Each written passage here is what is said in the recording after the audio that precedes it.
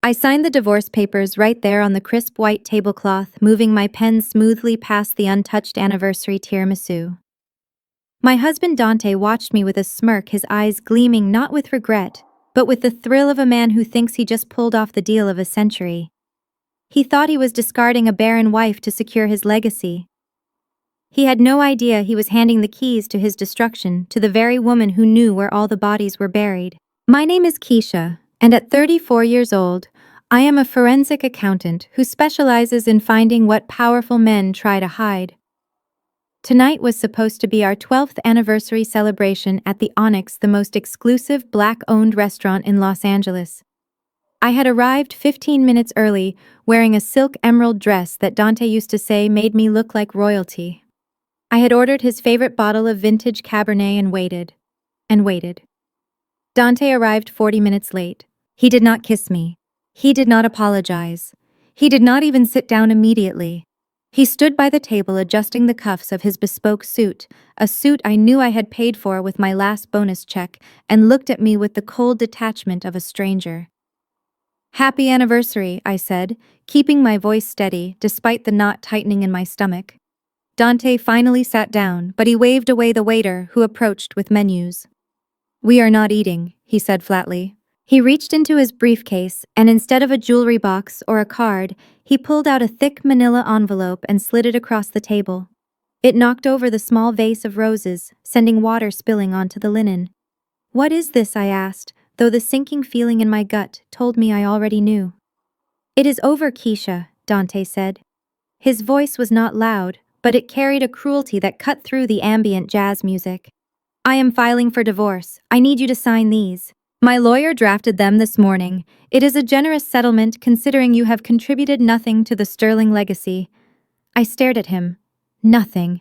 I had managed his books, built his credit score from the ground up, and invested every cent of my salary into our lifestyle while he played venture capitalist with family money. "You are leaving me," I repeated slowly. "On our anniversary." Dante sighed, looking bored. "Let us be logical, Keisha. Marriage is a contract, and as an investment, you are a liability. 12 years, no children, no heir. You know the terms of the Sterling Legacy Trust. My father was very specific.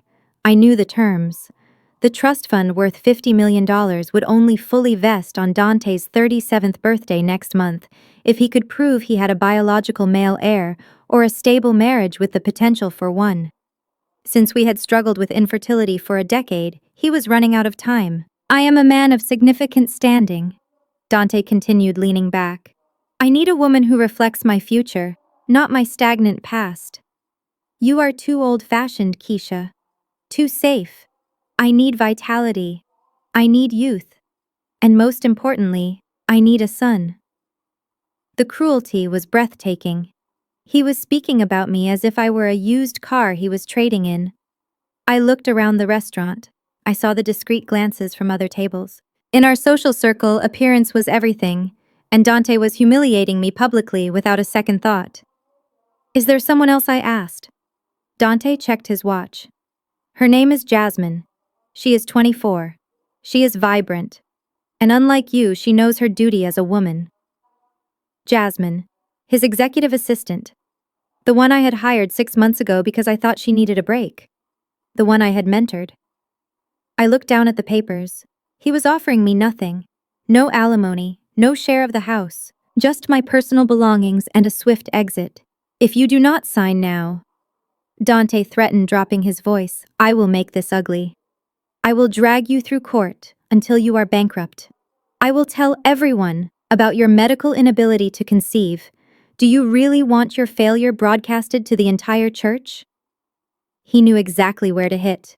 For years, I had protected his ego. I had taken the blame for our infertility issues, silently enduring the pitying looks from his mother and the whispers at social gatherings. I had shielded him from the truth of his own medical history because I loved him. But looking at him now, the love evaporated instantly, replaced by a cold, clinical clarity. He was not a partner.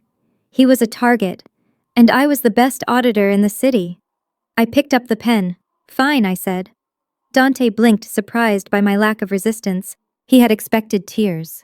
He had expected a scene he could use to paint me as the unstable, emotional ex-wife. I signed the document with a flourish, the ink bleeding slightly into the paper. I pushed the envelope back to him. "Done," I said, my voice devoid of emotion. Dante grabbed the papers, checking the signature as if he expected a trick. "Good," he said, letting out a breath. "You finally did something useful. Now if you will excuse me, I have a celebration to attend." He did not wait for me to leave. He raised his hand and signaled toward the entrance. The heavy oak doors opened, and Jasmine walked in. She was wearing a tight white dress that left little to the imagination, and she was not alone. She walked with one hand resting possessively on a small but visible baby bump. The air left my lungs. Jasmine strutted to the table, her eyes locking with mine. There was no shame in her gaze, only triumph. She waited until I stood up, and then she slid into my warm chair. "Hello, Keisha," she said, her voice dripping with fake sweetness. "Thank you for being reasonable. Dante and I were so worried you would make this difficult for the baby." She looked at Dante and he beamed at her, placing a hand over hers on the table. "A male heir," he said loud enough for the neighboring tables to hear. "The ultrasound confirmed it this morning. A sterling son, finally." I stood there clutching my purse, feeling the eyes of the room on me. The waiter arrived with a bottle of champagne Dante must have pre-ordered. To the future, Dante toasted, clinking his glass against Jasmine's. To freedom. And to family. They drank, ignoring me completely. I was a ghost in my own life. The discard pile. I turned to walk away, my heels clicking on the marble floor. Every step took effort. My mind was racing, connecting dots I should have seen months ago. The late nights. The missing funds in the joint account I had noticed but ignored. The way Jasmine had started dressing like me, but younger. But as I reached the door, I stopped. The years of training as a forensic accountant kicked in. Patterns, anomalies, details that do not add up. I remembered a medical file I had seen years ago, a file Dante thought was lost. A file that detailed a bout of mumps orchitis he had suffered at 20 years old. A file that had a very specific conclusion about his fertility. I turned around.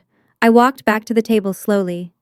Dante saw me coming and rolled his eyes, setting his glass down. "What now, Keisha? Do not beg, it is pathetic." I did not look at him. I looked at Jasmine. I looked at her belly. Then I looked at Dante, who was glowing with the pride of a man who believed he had conquered biology. I leaned down, my face inches from his ear. The scent of his expensive cologne, the one I bought him, mixed with the smell of truffle oil from their appetizers. "I just wanted to offer a piece of advice." I whispered, my voice low and smooth like velvet. Dante recoiled slightly, but he was listening. "Make sure you get a receipt for that baby," I said. "What are you talking about?" Dante snapped. I smiled, a genuine, terrifying smile that did not reach my eyes. "Because considering your medical history from college, Dante, that baby is a miracle. Are you absolutely sure it is yours?" I pulled back and watched the color drain from his face. The smirk vanished. His eyes darted to Jasmine, who suddenly looked very interested in her menu. "Happy anniversary, Dante." I turned and walked out of the onyx into the cool night air. I did not cry. I pulled out my phone and dialed a number I had not used in years. "It is Keisha," I said when the line connected. "I need a full audit on Dante Sterling, and I need a rush order on a paternity test kit. I have a feeling the Sterling Legacy Trust is about to get very complicated." The war had just begun, and Dante had just fired the first shot at the only person who knew he was shooting blanks. The rain started before I even reached the hills of View Park, turning the Los Angeles streets into slick rivers of reflected neon light. It was fitting, really. My 12-year marriage had just dissolved over a tiramisu, and now the sky was weeping the tears I refused to shed. I drove my Audi up the winding roads toward the house that was supposed to be my sanctuary. The house I had found. The house I had renovated. The house where I had planned to raise the children Dante claimed I could not give him. As I pulled into the driveway, the headlights cut through the downpour and illuminated a scene that made my breath hitch in my throat. My belongings were not in the house. They were scattered across the wet pavement of the driveway like garbage at a landfill. My designer suits, my collection of vintage silk scarves, the books I had collected since college, all of it soaking in the muddy water. I parked the car, my hands gripping the steering wheel so hard my knuckles turned white. I stepped out into the rain, ignoring the cold water that instantly soaked my dress. I walked to the front door, the heavy oak entrance I had picked out myself, and jammed my key into the lock. It did not turn. I tried again, jiggling it, thinking perhaps my hands were just shaking too much. But the mechanism was stiff and unyielding. They had changed the locks. In the 2 hours I had been at dinner getting dumped by my husband, someone had physically erased my access to my own home. The door swung open before I could knock. It was not Dante standing there. It was Mama Joyce. My mother-in-law stood in the warm glow of the foyer, arms crossed over her chest, wearing a smug expression that told me she had been waiting for this moment for a decade. Behind her, peering over her shoulder with a glass of white wine in hand, was Becky, my sister-in-law, Dante's brother Terrence's wife. Her blonde hair was perfectly blow-dried, and she offered me a small, tight smile that did not reach her eyes. "You can stop scratching at the door like a stray cat," Keisha, Mama Joyce said, her voice booming over the sound of the rain. "You do not live here anymore." I stood on the porch, water dripping from my hair into my eyes. "This is my house, Joyce," I said, my voice low and dangerous. "My name is on the mortgage. I paid the down payment. Move out of my way." Mama Joyce let out a harsh laugh. "Your name was on the mortgage, honey, but Dante fixed that last month. He told me you signed a quitclaim deed. Something about refinancing for the business. You really should read what you sign, Keisha. For a smart girl, you are incredibly stupid when it comes to love." My stomach dropped. I remembered the papers. Dante had slid them into a stack of tax documents 3 weeks ago. "Just a formality, babe," he had said, kissing my neck. "Just to move some assets around for the trust fund requirements." I had trusted him. I had signed my own eviction notice. "Now get your trash off my driveway," Mama Joyce continued, gesturing to the lawn. "Dante is bringing Jasmine home tonight. She is carrying the sterling air. She needs peace and quiet, not the negative energy of a barren ex-wife." Becky stepped forward, then sipping her wine. "We tried to pack your things nicely, Keisha," she said, her voice dripping with that faux concern that always made my skin crawl. "But we were in such a rush to get the nursery ready. You understand, right? We had to clear out that office you were hoarding. It has the best light for the baby. My office. My sanctuary." I looked past them into the hallway. I saw boxes. I saw the remnants of my life stacked up to be discarded. And then I saw what Becky was holding in her other hand. It was a wooden crate, old, worn, and precious. My heart stopped. That crate held the only thing I had left of my father, his vintage jazz vinyl collection, original pressings of Miles Davis, John Coltrane, and Thelonious Monk. Records he had played for me on Sunday mornings when I was a little girl learning to count by the rhythm of the bass. It was the most valuable thing I owned, not in money, but in soul. "Put that down," I said, my voice shaking for the first time. "Becky, give me the crate." Becky looked at the crate, as if she had just realized she was holding it. "Oh, this old dusty thing," she said, tilting her head. "It smells like mildew, Keisha. We could not have this around a newborn. The mold spores alone are a health hazard." "It is not mildew, it is history," I shouted, stepping forward. "Give it to me." Becky smirked. She walked past Mama Joyce onto the porch. She held the crate out over the railing directly above the concrete steps where the rainwater was pooling. "You know, Terrence always says you hold on to the past too much," she said lightly. "Maybe it is time to let go. You do not fit in this family, Keisha. You never did. Your music is just like you. Outdated. A little too loud. And not quite right for us." She opened her hands. "No!" I screamed, lunging forward. But I was too late. The crate hit the concrete with a sickening crunch. I heard the snap of vinyl, the shattering of history. The record spilled out, sliding into the muddy puddles. I watched as a first pressing of Kind of Blue cracked down the middle, the label soaking up the dirty water. "Oops," Becky said, covering her mouth with a feigned gasp. "My hands are just so slippery from the wine. So sorry, Keisha, but really it is for the best. You need a fresh start, without all this baggage." I fell to my knees on the wet concrete. I reached for the broken pieces of my father's legacy. The rain was washing away the album art, turning the cardboard into pulp. I gathered the shards against my chest, the sharp edges of the vinyl scratching my skin. I looked up at them. Mama Joyce was laughing softly, a low rumble of satisfaction. Becky was looking down at me with pity masked as superiority. They looked like giants, standing in the warmth of the house I had built, looking down at the peasant in the mud. They expected me to scream. They expected me to attack them, to give them a reason to call the police and have me dragged away. They wanted the angry black woman narrative to justify everything they had done. I took a deep breath. The cold air filled my lungs, sharpening my mind. I stood up slowly, clutching the ruined records to my chest. I did not wipe the rain from my face. I did not fix my dress. I just looked at them. I pulled out my phone and opened the Uber app. My fingers were numb, but I managed to request a ride. "You think you have won?" I said, my voice deadly calm, cutting through the sound of the storm. "You think because you changed the locks and broke my records that you have broken me?" Mama Joyce scoffed. "You are broken, Keisha. You have no husband, no house, no children. You are nothing. Go find a hotel room and cry it out." I walked down the steps, my heels clicking on the wet pavement. I stopped at the bottom and turned back to look at the house. The house where I had hosted Thanksgiving dinners. The house where I had nursed Dante through the flu. The house where I had signed away my youth. I looked directly at Mama Joyce. "Enjoy the house, Joyce," I said. "Get comfortable, decorate the nursery, because I am going to take it all back." I shifted my gaze to Becky. "And you, Becky, you think you are safe because you are the sister-in-law who produced the nieces and nephews. You think your whiteness shields you from the sterling cruelty, but you just started a war you do not have the budget for." A pair of headlights swept across the lawn.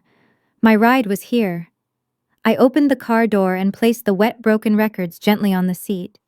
Before I got in, I turned one last time. "Keep the locks," I called out. "You are going to need them to keep the police out when I am done with you." I slammed the car door, shutting out their confused expressions. As the car pulled away, I did not look back at the mansion on the hill. I looked down at the broken record in my lap. I was homeless. I was divorced. I was alone. But as I traced the crack in the vinyl, I felt a cold, hard resolve settling in my gut. They had taken my past. They had tried to destroy my future. But they had forgotten who I was in the present. I was a forensic accountant. I knew how to follow the money, and I knew exactly where the Sterling family buried their skeletons. The driver looked at me in the rearview mirror, his eyes wide with concern. "Where to, miss?" he asked. "Take me to the extended stay on La Brea," I said. "And then I need to find a 24-hour electronics store." "Why?" he asked gently. "Because," I said, staring out at the rain-blurred city lights, "I have a lot of work to do. And I am going to need a very good voice recorder."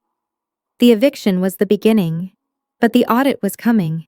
And unlike my marriage, the numbers would not lie. The extended stay motel on La Brea smelled of lemon cleaner and stale cigarette smoke, a sharp contrast to the lavender diffusers and fresh linens of the home I had just been evicted from. I sat at the small wobbly desk, pushing aside the complimentary coffee maker to make room for my laptop. Outside the window, sirens wailed, and the neon sign of a 24-hour liquor store buzzed with a rhythmic electrical hum. It was 3 a.m. Most women in my position would be sleeping or crying or calling their mothers. I was doing none of those things. I was working. I opened my laptop and the screen cast a harsh blue glow over my face. I cracked my knuckles, a habit I only engaged in before a difficult audit. For 12 years I had been Dante Sterling's wife, his partner, and his support system. But tonight, I was none of those things. Tonight, I was the senior forensic auditor who had brought down 3 Ponzi schemes and a corrupt city councilman. Dante thought he had stripped me of my power by taking my house and my husband's status. He forgot that I was the one who set up his passwords. I navigated to the login page for the Sterling Venture Capital Secure server. My fingers hovered over the keyboard. Dante was arrogant. He was the kind of man who believed he was too smart to be hacked and too important to follow basic security protocols. He had likely changed his social media passwords to lock me out of his public image, but the financial backend, the boring stuff, the numbers he hated looking at, he would have left that alone. I typed in the admin username. Then I typed in the password. It was the date of our wedding, followed by the word forever. The screen flashed green. Access granted. I let out a short, humorless laugh. He was so lazy. He had discarded the marriage but kept the password because remembering a new string of numbers was too much effort for a man who had never done a day of hard labor in his life. I was in. I started with the joint accounts, the ones he thought I was too emotional to check. I pulled up the transaction history for the last 6 months. The numbers scrolled past, reflecting the life we had built. Mortgage payments, utility bills, groceries. And then I saw it. A transfer. It was not small. It was a hemorrhage. $500,000 wired out of our joint retirement fund. The nest egg I had contributed to with every bonus check, every overtime hour, every tax season hustle. It was gone. Transferred to an LLC I did not recognize called New Horizon Holdings. I opened a second window and ran a search on the LLC. It was registered in Nevada 3 months ago. The signatory was obscured, but the associated bank account led to a debit card purchase history that told a story more vivid than any confession. Exotic Motors Los Angeles, $280,000. Tiffany & Co. Beverly Hills, $85,000. I closed my eyes for a second, letting the rage settle into a cold, hard knot in my chest. He had bought a supercar. Probably that matte black Lamborghini he had been drooling over on Instagram. And the ring. The ring Jasmine was probably wearing right now, while she slept in my bed. He had paid for his mistress's engagement ring with his wife's retirement money. But why steal from the retirement fund? Dante had access to the family operating accounts. He had a trust allowance. Why risk a federal crime by draining a joint 401k without spousal consent? Unless he had no other choice. I dug deeper. I switched from the joint accounts to his personal credit lines. This was where the forensic part kicked in. I looked for patterns. I looked for the holes where the money should be. The Sterling family name was synonymous with wealth, but the numbers on my screen were telling a different story. Dante was not rich. He was drowning. I found transfers to offshore accounts in Malta and Curacao, online casinos, high-stakes poker sites. The amounts were staggering. 50,000 lost on a Tuesday, 100,000 lost on a Friday. He was bleeding cash. Then I checked his investment portfolio, or what was left of it. He had leveraged everything on a series of high-risk crypto coins that had crashed 6 months ago. The timeline matched perfectly with when he started bringing Jasmine to business dinners. He was panicking. He was broke. He was robbing Peter to pay Paul, and I was Peter. But debt alone did not explain the urgency of the divorce. He could have stayed married and tried to hide it. Why the rush? Why the public humiliation? I pulled up the digital copy of the Sterling Legacy Trust documents. I had scanned them years ago when I was organizing his files. I scrolled to the disbursement clauses. There it was, Clause 4, Section B. The primary beneficiary, Dante Marcus Sterling, shall receive the corpus of the trust, totaling $50 million upon his 37th birthday, provided he has established a line of succession. This is defined as a biological male heir born in wedlock, or a stable marriage of no less than 5 years with proof of viable pregnancy. I checked the date. Dante turned 37 in exactly 30 days. The puzzle pieces snapped together with a satisfying click. He was broke. He owed sharks and bookies money he did not have. He needed that $50 million to save his life and his reputation, but I had not given him a son. And after 12 years, our marriage was a dead end for the trust requirements because he needed the heir to secure the payout immediately. Jasmine was not just a mistress. She was a transaction. She was an incubator for his $50 million check. He needed that baby boy born or at least proven to exist before his birthday deadline. That was why he evicted me. That was why he needed the divorce signed tonight. He needed to marry Jasmine and legitimize that pregnancy before the trustee reviewed his file next month. He was not in love. He was in debt. I sat back in the cheap motel chair, the springs creaking under me. He had destroyed my life not out of passion, but out of accounting. He had calculated that discarding me was cheaper than missing out on his inheritance. I saved every document. I downloaded the bank statements, the gambling logs, the crypto losses, and the fraudulent transfer of my retirement funds. I created a folder named The Sterling Audit and encrypted it with a password he would never guess. Just as I was about to close the laptop, a notification chimed. A new email had arrived in my personal inbox. It was not from a client or a lawyer. The sender name was blank. The subject line was just one word: karma. I hesitated, my finger hovering over the trackpad. It was 4 in the morning. Who was emailing me now? I clicked open the message. The body of the email was short, but it stopped my heart. Ms. Sterling, I saw what happened at the Onyx tonight. I used to work at the University Health Center in 2008. Your husband was a patient of mine. He treats people like garbage, and he thinks his money can bury the truth. You should request his full medical file from his sophomore year. Look for the treatment records regarding mumps or orchitis. He is lying to everyone, including himself. There was no signature, just an attachment. A grainy, scanned image of an old patient admission form with Dante's name and date of birth. Mumps or orchitis. I froze. I knew what mumps was, but orchitis. I quickly opened a new tab and typed the term into the search bar. Inflammation of the testicles caused by mumps infection. Possible complications. I hit enter. The search results loaded. Top result: infertility, sterility, azoospermia. I read the medical definition. In adult males, mumps or orchitis can lead to testicular atrophy and permanent sterility in significant percentage of cases. I looked back at the anonymous email. University Health Center 2008.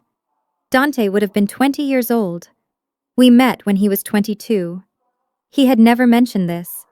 He had watched me endure years of invasive fertility treatments. He had watched me take hormone injections that made me sick. He had watched me cry over negative pregnancy tests, month after month. He had let his mother call me barren, and all this time he might have known. I felt a new kind of anger, hotter and sharper than the rage over the money. This was a violation of my body and my soul. He had let me believe I was the broken one. I looked at the date of the email. It had been sent 10 minutes ago. Someone else hated Dante Sterling. Someone else wanted him to fall. I picked up my phone and dialed the number for my private investigator contact. It was early, but Marcus owed me a favor from the time I saved him from an IRS audit. Keisha. His voice was groggy. It is 4 a.m. I have a job for you, Marcus, I said, my voice steady and cold. And it needs to be done fast. What is it? He asked, waking up. I need a DNA sample from Dante Sterling, I said, and I need you to find a nurse who worked at the University Health Center in 2008. I looked at the screen at the evidence of the stolen $500,000 and the hint of a medical secret that could shatter the Sterling empire. Dante wanted a male heir to unlock his millions. He was banking on biology to save him, but he had forgotten the first rule of accounting. Always check the source data. If this tip was true, then the baby in Jasmine's belly, the golden ticket to his $50 million, could not possibly be his. And if that baby was not his, then Dante Sterling was not just broke. He was extinct. I closed the laptop. The sun was starting to rise over Los Angeles, painting the smoggy sky in shades of bruised purple and orange. I stood up and walked to the window. I had lost my house. I had lost my husband. But I had found the weapon I needed. It was time to go to work.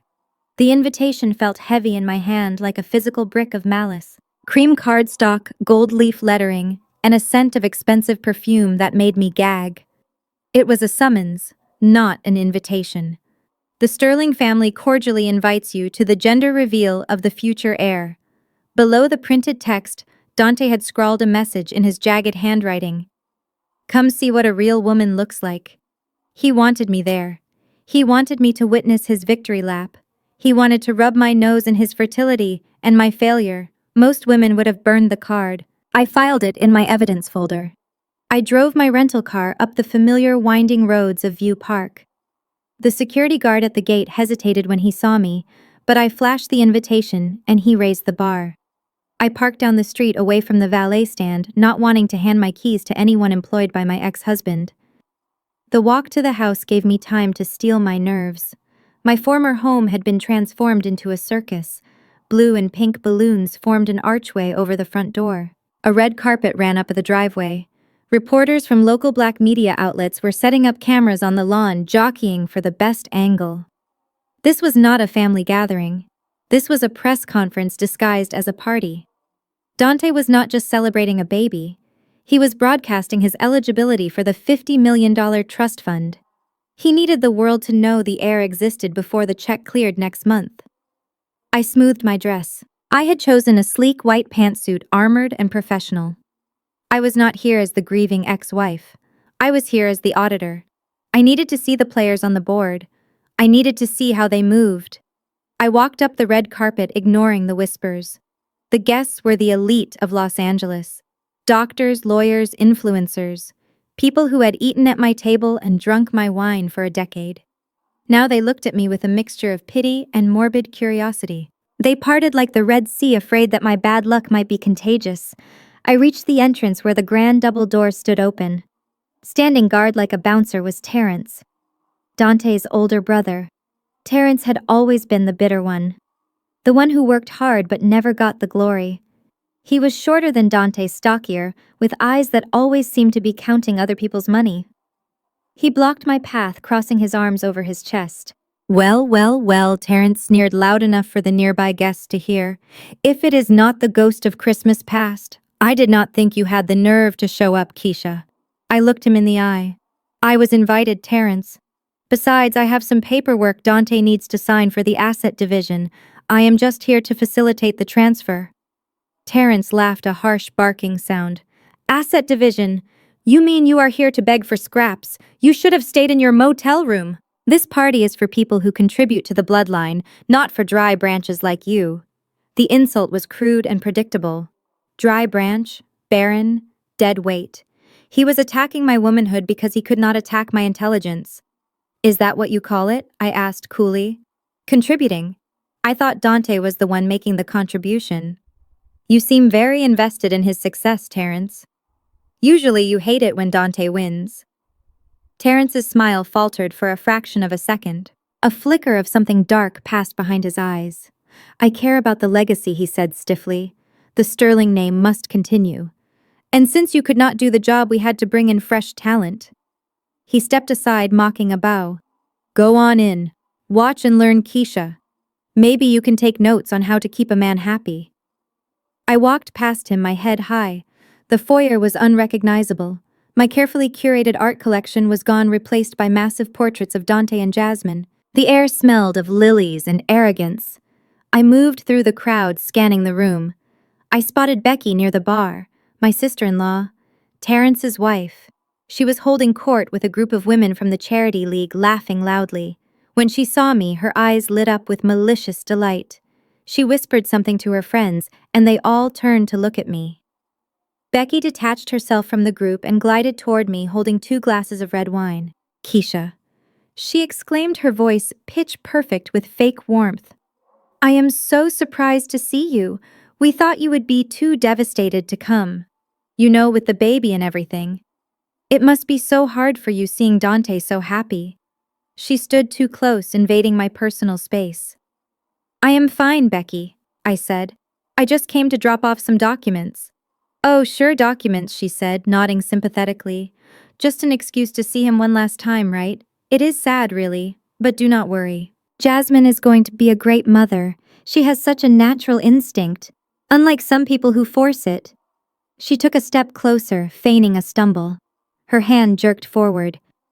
Oops, she cried out. The wine from her left glass splashed across the front of my white pantsuit. The dark red liquid soaked instantly into the fabric, spreading like a gunshot wound across my chest and stomach. The room went silent. The music seemed to stop. Everyone was looking at us. Becky covered her mouth with her hand, her eyes dancing with triumph. Oh my God, I am so clumsy, she said loud enough for the back row to hear. I am so sorry, Keisha. Look at you. You look like a mess. Maybe you should go. You cannot stay here looking like that. It is embarrassing. It was a power move, a public branding. She wanted me to run away in tears, humiliated and stained. She wanted to show everyone that I was the stained, rejected woman who did not belong in their pristine world. I looked down at the stain, then I looked at Becky. I did not cry. I did not scream. I simply reached into my purse, pulled out a handkerchief, and dabbed at the worst of it. It is just wine, Becky, I said, my voice calm, carrying through the silent room. It washes out, unlike the stain of what you and your husband are doing. Becky's smile vanished. What is that supposed to mean? I did not answer her. I turned my back on her, dismissing her completely. I walked further into the room, wearing the wine stain like a badge of war. I would not leave. I would not give them the satisfaction. I found a spot near the back of the room where I could see the stage. Dante was up there holding a microphone looking like a king. He was wearing a white tuxedo that matched the decor. Beside him sat Jasmine on a velvet throne. She looked beautiful, I had to admit. Her skin glowed, her hair was perfect, and her hands rested protectively on her baby bump. The press cameras flashed blindingly. Dante was soaking it up. "Welcome everyone," Dante boomed. "Today is a historic day. Today we celebrate the future of the Sterling Empire. For too long this family has waited for a true heir, a son to carry on my father's name." The crowd cheered. Mama Joyce was in the front row wiping away tears of joy. I watched Dante. He looked at Jasmine with possession, not love. He looked at her belly like it was a vault containing $50 million. But then I saw it. The moment was fleeting, but my auditor's eyes caught it. Dante turned to the crowd, raising his arms to quiet the applause. Behind him, Jasmine looked up. She did not look at her future husband. She did not look at the crowd. Her eyes locked on someone standing in the shadows near the kitchen door. I followed her gaze. It was Terrence. He was not looking at Dante with his usual jealousy. He was looking at Jasmine. And the look on his face was raw, hungry, and terrified. It was a look of intimacy, a look of shared secrets. Jasmine offered him a tiny, almost imperceptible nod. Terrence let out a breath, his shoulders relaxing. Then he raised his glass to her, a private toast in the middle of a public spectacle. The air in the room seemed to shift. The math in my head started to rearrange itself. Terrence, the jealous brother, the one who hated Dante for being the favorite. The one who was married to Becky, the woman who was currently trying to destroy me to secure her place in the family. Why was Terrence so happy that Dante was getting the money? If Dante had a son, Dante got the 50 million. Terrence got nothing. Unless the son was not Dante's. If Dante's medical records were accurate, he could not have children. If the baby was real, it had to have a father. And if that father wanted to keep the money in the family while cutting Dante out of the biological loop, who better than the brother? It was a double cross. A long con. Terrence was planting his own seed in Dante's garden. I watched Becky again. She was watching Terrence, watching Jasmine. She did not look jealous. She looked anxious. She looked like a woman managing a very fragile explosive device. She knew. She was part of it. The wine on my chest felt cold, but my blood was boiling. They were playing a game so much darker than I had imagined. They were not just defrauding the trust. They were committing incestuous fraud on a Shakespearean level. Dante grabbed Jasmine's hand and pulled her to her feet. "And now the moment you have all been waiting for," he shouted. "Let us see the color of the Sterling legacy." Confetti cannons blasted. Blue smoke filled the air. "It is a boy," the crowd roared. Dante hugged Jasmine, kissing her hard for the cameras. But over Dante's shoulder, Jasmine's eyes found Terrence again, and she smiled. I backed away into the shadows. I had seen enough. I had the invitation. I had the wine stain. But more importantly, I had the theory. I slipped out the side door, avoiding the valet. I walked to my car in the dark, my mind racing. I needed that DNA test. And I needed it now. Because if my theory was right, I was not just going to divorce Dante. I was going to dismantle the entire Sterling family tree branch by rotten branch. I sat in my car and dialed Marcus. "Did you get the sample?" I asked. "I got it," Marcus said. "And I found the nurse. She is willing to talk." "Good," I said, starting the engine. "Meet me at the lab. I have a new hypothesis to test. And bring a second kit." "Why?" Marcus asked. "Because," I said, watching the blue smoke drift out of the mansion windows, "I think we need to test more than just Dante. We need to test the uncle too." The party was just getting started. But the hangover was going to be lethal. I sat on the edge of the lumpy motel mattress, scrubbing at the dried Cabernet stain on my white pantsuit with a hotel bar of soap. Becky's wine had left a mark that looked like a jagged scar across my chest, but the stain on my memory was far harder to remove. I closed my eyes, and the image of Dante on that stage, preening like a peacock over a child that could not possibly exist, burned behind my eyelids. I needed to stop reacting and start auditing. I opened my laptop again and pulled up the anonymous email from the nurse. University Health Center, 2008. Mumps orchitis. I knew that term. I knew it because I had seen it before. My mind traveled back 12 years to the second year of our marriage. We had just started trying for a baby. Dante had been eager, almost desperate to prove his virility. When months turned into a year with no positive test, he had become sullen. He refused to get tested, insisting that a sterling man had no issues in that department. It had to be me. So I took the burden. I went to the fertility clinic alone. I took the invasive tests. I let them probe and prod me. And when the doctors found nothing wrong with me, I had begged Dante to come in just once. He had gone reluctantly. But he made me pick up the results. I remembered sitting in Dr. Evans' office, the sunlight hitting the dust motes in the air. Dr. Evans looked at me with deep sympathy. He slid a piece of paper across the desk. It was a semen analysis. The count was 0. Azoospermia. Then he showed me the medical history Dante had filled out, but clearly never understood. The high fever in college, the swelling. He had mumps as an adult. It had sterilized him. I remembered driving home that day with the truth burning a hole in my purse. I looked at Dante, so proud, so fragile in his masculinity. If I told him he was sterile, it would destroy him. His father was a tyrant who valued strength above all else. If Dante knew he was broken, he would crumble. So I burned the report. I lied to my husband for a decade. I told him the doctors found issues with my lining. I told him we needed IVF. I secretly arranged for anonymous donor sperm that matched his phenotype, hoping he would never know. When those rounds failed, I let him blame my body. I let him call me barren. I let his mother look at me with disdain. I took every bullet to protect his ego because I loved him. And how did he repay me? He discarded me for a 24-year-old because he thought I was the broken one. The realization hit me like a physical blow. He did not know.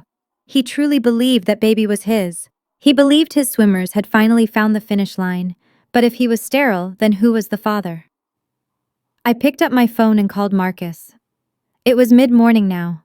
I need you to get something for me, I said, my voice devoid of the trembling that had plagued me the night before. Name it, Marcus said. I need Dante's DNA, not a cup from a trash can. I need something undeniable. He works out at Equinox on Olive Street every morning at 10. He drinks from a reusable metal bottle, but he uses their towels. Get me a towel. Get me a bottle. Get me anything with his saliva or sweat on it. Done, Marcus said. What else? I need eyes on Jasmine, I said. She is living in my house now. I want to know where she goes when Dante is at the office. I want to know who she talks to. I wired Marcus a retainer that drained the last of my personal savings. It was a gamble, but forensic accounting is all about investment and return. 2 hours later, Marcus texted me a photo of a plastic biohazard bag containing a white gym towel. Got it. He wiped his face with it after a treadmill run, dropping it at the lab now. I called my contact at the lab, a woman named Sarah, who owed me her job after I found the embezzlement scheme her boss was running. Sarah, I need a rush on a YSTR analysis, I told her. Compare the sample Marcus is bringing against the prenatal profile you have on file for Jasmine Wells. Keisha, that is highly irregular, Sarah whispered. That prenatal test is sealed. I know, I said. But if I am right, you are going to want to be on the winning side of this. Just run the numbers, Sarah. Tell me if the baby in Jasmine's belly shares a paternal line with Dante. She agreed reluctantly. I spent the rest of the afternoon in the motel room building my case file. I pulled tax returns. I pulled credit card statements. I reconstructed the timeline of the affair. Dante had started paying Jasmine's rent 6 months ago. He had leased a Porsche in her name 3 months ago. But there was a discrepancy. I found a series of cash withdrawals from Dante's personal account. $9,000 here, $5,000 there, just under the $10,000 reporting limit. He was smart enough to avoid federal flags, but stupid enough to leave a pattern. Where was the cash going? At 5 p.m. my phone pinged. It was Marcus. I am outside the house on View Park, he texted. Jasmine just left. She is driving the Porsche. Follow her, I typed back. 20 minutes later. She is pulling into a motel in Inglewood, the Sea Breeze. It is a dive Keisha, not exactly the Ritz. Why would the future Mrs. Dante Sterling, driving a brand new Porsche, go to a cheap motel in Inglewood? Keep watching, I ordered. 10 minutes passed, then 20. The suspense was making my skin itch. I paced the small room, then my phone buzzed. A photo message. "Check this out," Marcus wrote. I opened the image. It was grainy, taken with a telephoto lens through a car window, but the subjects were unmistakable. Jasmine was standing in the doorway of room 12. She was not alone. A man was leaning against the doorframe, his hand resting intimately on her waist. He was kissing her neck, and she was laughing, her head thrown back in a way she never did with Dante. I zoomed in on the man's face. It was not a stranger. It was not some random lover from her past. It was Terrence, Dante's older brother, my brother-in-law. The man who had blocked me at the door, the man who had sneered at me and called me a dry branch, the man who shared almost identical DNA with Dante. The phone slipped from my hand and landed on the bed. The room spun. The look they had shared at the party, the toast Terrence had made, the way Becky had watched them with terror in her eyes. It all made sense. Dante was sterile. He could not produce an heir to unlock the $50 million. But Terrence could. If Terrence impregnated Jasmine and they passed the baby off as Dante's, the DNA would be close enough to fool a basic paternity test. They were brothers. They shared the Sterling bloodline. The trust required a biological male heir. Terrence was planting a cuckoo in the nest. He was helping Dante secure the money, knowing that the child, the heir to the empire, was actually his. He would control the legacy through his blood. He would control Jasmine. And eventually he would control Dante. It was brilliant. It was evil. And it was incestuous fraud of the highest order. I picked up the phone and stared at the picture of Jasmine and Terrence kissing in the golden light of the motel sunset. They thought they were so smart. They thought they had covered every angle, but they had forgotten one variable. They had forgotten about the wife who knew how to read the fine print. Sarah called me 10 minutes later. "Keisha," she said, her voice breathless. I ran the preliminary comparison, the sample from the towel and the prenatal profile. And I asked. "They are a match," Sarah said. "A 99.9% match on the Y chromosome markers. It says they are from the same paternal lineage." "Exactly," I whispered. "Same lineage, but not the same father. Standard paternity tests look for lineage. They confirm the father is a Sterling. But they do not distinguish between brothers unless you run a specific advanced panel." "Run the advanced panel, Sarah." "But I do not have a sample for the brother," she said, confused. I looked at the photo on my screen. Terrence was smoking a cigarette, flicking the ash onto the pavement. "You will," I said. "Marcus is on site." I hung up and texted Marcus. "Do not leave. Wait until Terrence throws that cigarette butt away. I need it." I walked to the mirror in the motel room. The wine stain was still visible, a faint purple shadow on my chest. Dante had destroyed my life for a lie. He was celebrating a son that belonged to his brother. He was about to hand over his fortune to the man who was sleeping with his fiancée. I should have been devastated.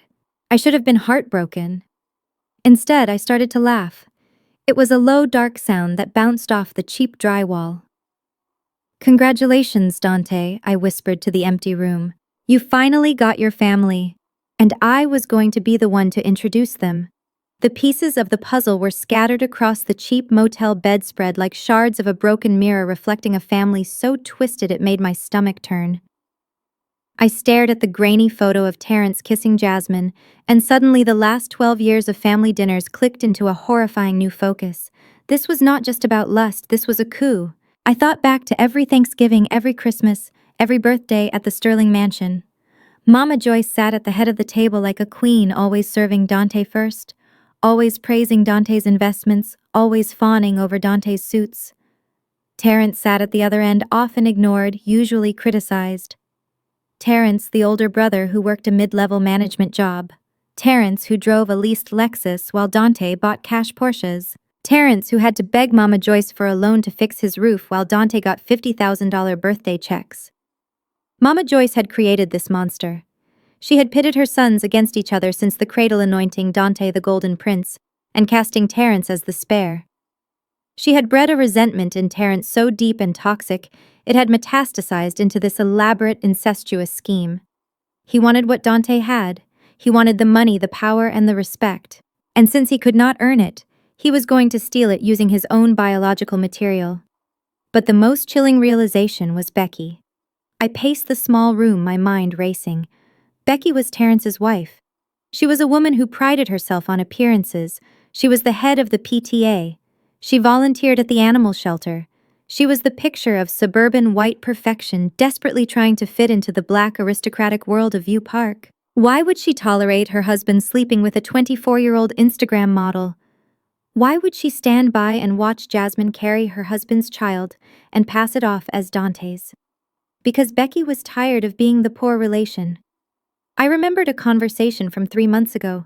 We were at a charity gala, and Becky had had too much Chardonnay. She had gripped my arm, her nails digging into my skin, and hissed about how unfair it was that Dante got everything just because he was the favorite. She had said Terrence deserves the throne, Keisha. He is the one who actually takes care of the family. Becky was not a victim. She was the architect. She knew that if Dante died without an heir, the trust would dissolve or go to charity. But if Dante had a son, the money would flow. And if that son was actually Terrence's, then Terrence and Becky would hold the puppet strings. They would control the mother, they would control the child, and eventually they would control the $50 million. She was willing to endure the humiliation of the affair because she viewed Jasmine not as a rival, but as a surrogate. A paid employee doing a job Becky could not do. It was Machiavellian, it was brilliant, and it was absolutely repulsive. My laptop pinged. It was the email I had been waiting for from Sarah at the lab. Subject amnio results / cross-reference. My hands trembled as I opened it. I had called in a marker for this. Jasmine was high risk because of previous complications she had mentioned on social media, so she had undergone an amniocentesis last week to check for genetic markers. The sample was on file at the lab where Sarah was a supervisor. It was illegal to access it. It was a breach of every privacy law in California. I did not care. I was not a lawyer, I was an auditor, and auditors looked at the raw data. I clicked the attachment. The screen filled with rows of genetic markers, alleles, chromosomes, the biological blueprint of the fetus growing inside the woman who had stolen my life. Sarah had run the comparison against the DNA sample from Dante's gym towel. I scrolled to the bottom of the report. The conclusion was highlighted in red. Paternity probability 0.00%. The exclusion is absolute. The donor of sample A, Dante Sterling, cannot be the biological father of the fetus. I let out a breath I did not know I was holding. 0%. Dante was celebrating a child that had absolutely no connection to him. He was handing over his legacy, his name, and his fortune to a baby that was a stranger to his blood. But then I scrolled to the second page. Sarah had run the second comparison. The one against the cigarette butt Marcus had snatched from the motel parking lot. Sample B. Terrence Sterling. Paternity probability 99.99%. The donor of sample B is confirmed as the biological father. I stared at the numbers until they blurred. It was true. My hypothesis was not just paranoia. It was a fact written in the language of proteins and enzymes. Terrence had impregnated his brother's mistress. Becky was allowing it. Mama Joyce was too blinded by her obsession with a male heir to see the deception right under her nose. And Dante. My arrogant, foolish, cruel husband was the biggest mark in the city. He was strutting around that party right now, popping champagne, accepting congratulations for a virility he did not possess. He was so desperate to prove he was a man that he had let his brother cuckold him in the most fundamental way possible. I felt a strange mix of pity and revulsion. Dante had treated me like garbage because I could not give him a son. He had called me a bad investment. But he was the one who had bought a counterfeit asset. I saved the file. I backed it up to the cloud. I printed 2 copies on the portable printer I kept in my travel bag. This was it. This was the nuclear bomb. But I could not just drop it. Not yet. If I emailed this to Dante now, he might bury it. He might pay Terrence off. He might find a way to spin it. The Sterlings were experts at covering up their sins. Mama Joyce would rather die than let a scandal like this ruin her reputation at the church. No. This had to be public. It had to be undeniable. It had to happen in a way that left them no room to maneuver. I looked at the calendar. Dante's birthday was in 2 days. The day the trust fund matured, the day he was planning to sign the final papers to claim the $50 million. He was throwing a massive gala at the Beverly Wilshire, a black tie event. The press would be there. His investors would be there. The trustee of the estate would be there. It was the perfect stage. I picked up my phone and texted Marcus. "We have a match. Terrence is the father." Marcus replied instantly. "Damn. That is cold. What is the play?" I typed back, my fingers flying over the glass screen. "The play is Total Scorched Earth. I need you to find out who the trustee is for the Sterling Legacy Trust. I need his name and I need to know if he is going to be at the birthday gala." Marcus replied a minute later. "His name is Arthur Vance. Old school guy, very by the book. And yes, he is on the guest list. He has to be there to certify the heir." Perfect. I stood up and walked to the closet where my few remaining clothes hung. I pushed aside the business suits and the sensible blouses. I needed armor, but not the kind I wore to a board meeting. I needed something that said I was not the victim. I needed something that said I was the executioner. I grabbed my purse. I had drained my savings for the investigator, but I had one credit card Dante did not know about. A card I had kept for emergencies. This was an emergency. I was going shopping. I was going to buy the most expensive, most dramatic dress in Los Angeles. And then I was going to crash a party. Dante wanted a gender reveal. He wanted a show. I looked at the DNA report on the screen one last time. The 0% match staring back at me like a loaded gun. I was going to give him a reveal he would never forget. I closed the laptop and walked out of the motel room into the humid night. The rain had stopped, but the storm was just beginning.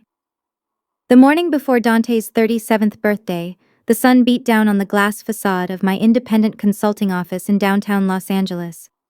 I was sitting at my desk reviewing the financial forensic report for a separate client when the door opened without a knock. I did not need to look up to know who it was. The heavy scent of oud wood cologne and the click of expensive Italian loafers on the hardwood floor announced his arrival before he even spoke. Dante strode into my office like he owned the building. He was wearing a navy blue suit that fit him perfectly, likely purchased with the last dregs of our joint savings. But he was not alone. Trailing behind him, struggling to walk in heels that were clearly too high for a Tuesday morning, was Becky. She was wearing a beige power suit that looked stiff and uncomfortable, clutching a designer handbag like a shield. I swiveled my chair around and folded my hands on the desk. "To what do I owe the pleasure, Dante?" I asked, my voice dry. "The divorce papers are already with the court. Unless you are here to return the money you stole from my retirement fund, I do not see what we have to discuss." Dante laughed, a short, dismissive sound. He sat in the client chair without asking, while Becky hovered nervously by the door. "I am not here about the divorce, Keisha," he said, smoothing his tie. "I am here about business. As of this morning, your contract as the external financial consultant for Sterling Venture Capital is terminated." I raised an eyebrow. I had managed his company's books since its inception. I knew where every penny came from, and more importantly, I knew where every penny disappeared to. "You are firing me," I stated. "Dante, you know the audit season is next month. You do not have anyone else who understands the shell companies you set up in Delaware." "We have that covered," Dante said, smirking. "We are restructuring, moving the financial management in-house, family only. It is a matter of trust, Keisha. And obviously, I cannot trust a vindictive ex-wife with the keys to the kingdom." He gestured to Becky, who stepped forward trying to look authoritative. "Meet the new chief financial officer of Sterling Venture Capital," Dante announced. I stared at Becky. Becky, who had once asked me if a tax write-off meant the government paid you back in cash. Becky, whose previous work experience consisted of running the PTA bake sale and a failed Etsy shop selling handmade soap. "Becky," I asked, unable to keep the incredulity out of my voice. "You are making Becky your CFO." Becky lifted her chin, defensive immediately. "I have been taking online courses, Keisha, and Terrence has been teaching me the ropes. Besides, it is just numbers. It cannot be that hard if you were doing it." I looked from her to Dante. This was not just an insult, it was suicide. Dante was putting a woman with zero financial literacy in charge of a company that was currently hemorrhaging money and actively committing tax fraud. But then I realized why. Dante needed someone to sign the documents. He needed a scapegoat for the messy quarter he had just had, the quarter where he funneled cash to Jasmine and lost thousands on crypto. He could not sign them himself without risking jail time if the IRS looked too closely. But Becky was desperate to be important. She would sign anything he put in front of her just to feel like a sterling. He was setting her up, and she was too blinded by the title to see the handcuffs waiting in the drawer. "Does Terrence know about this?" I asked.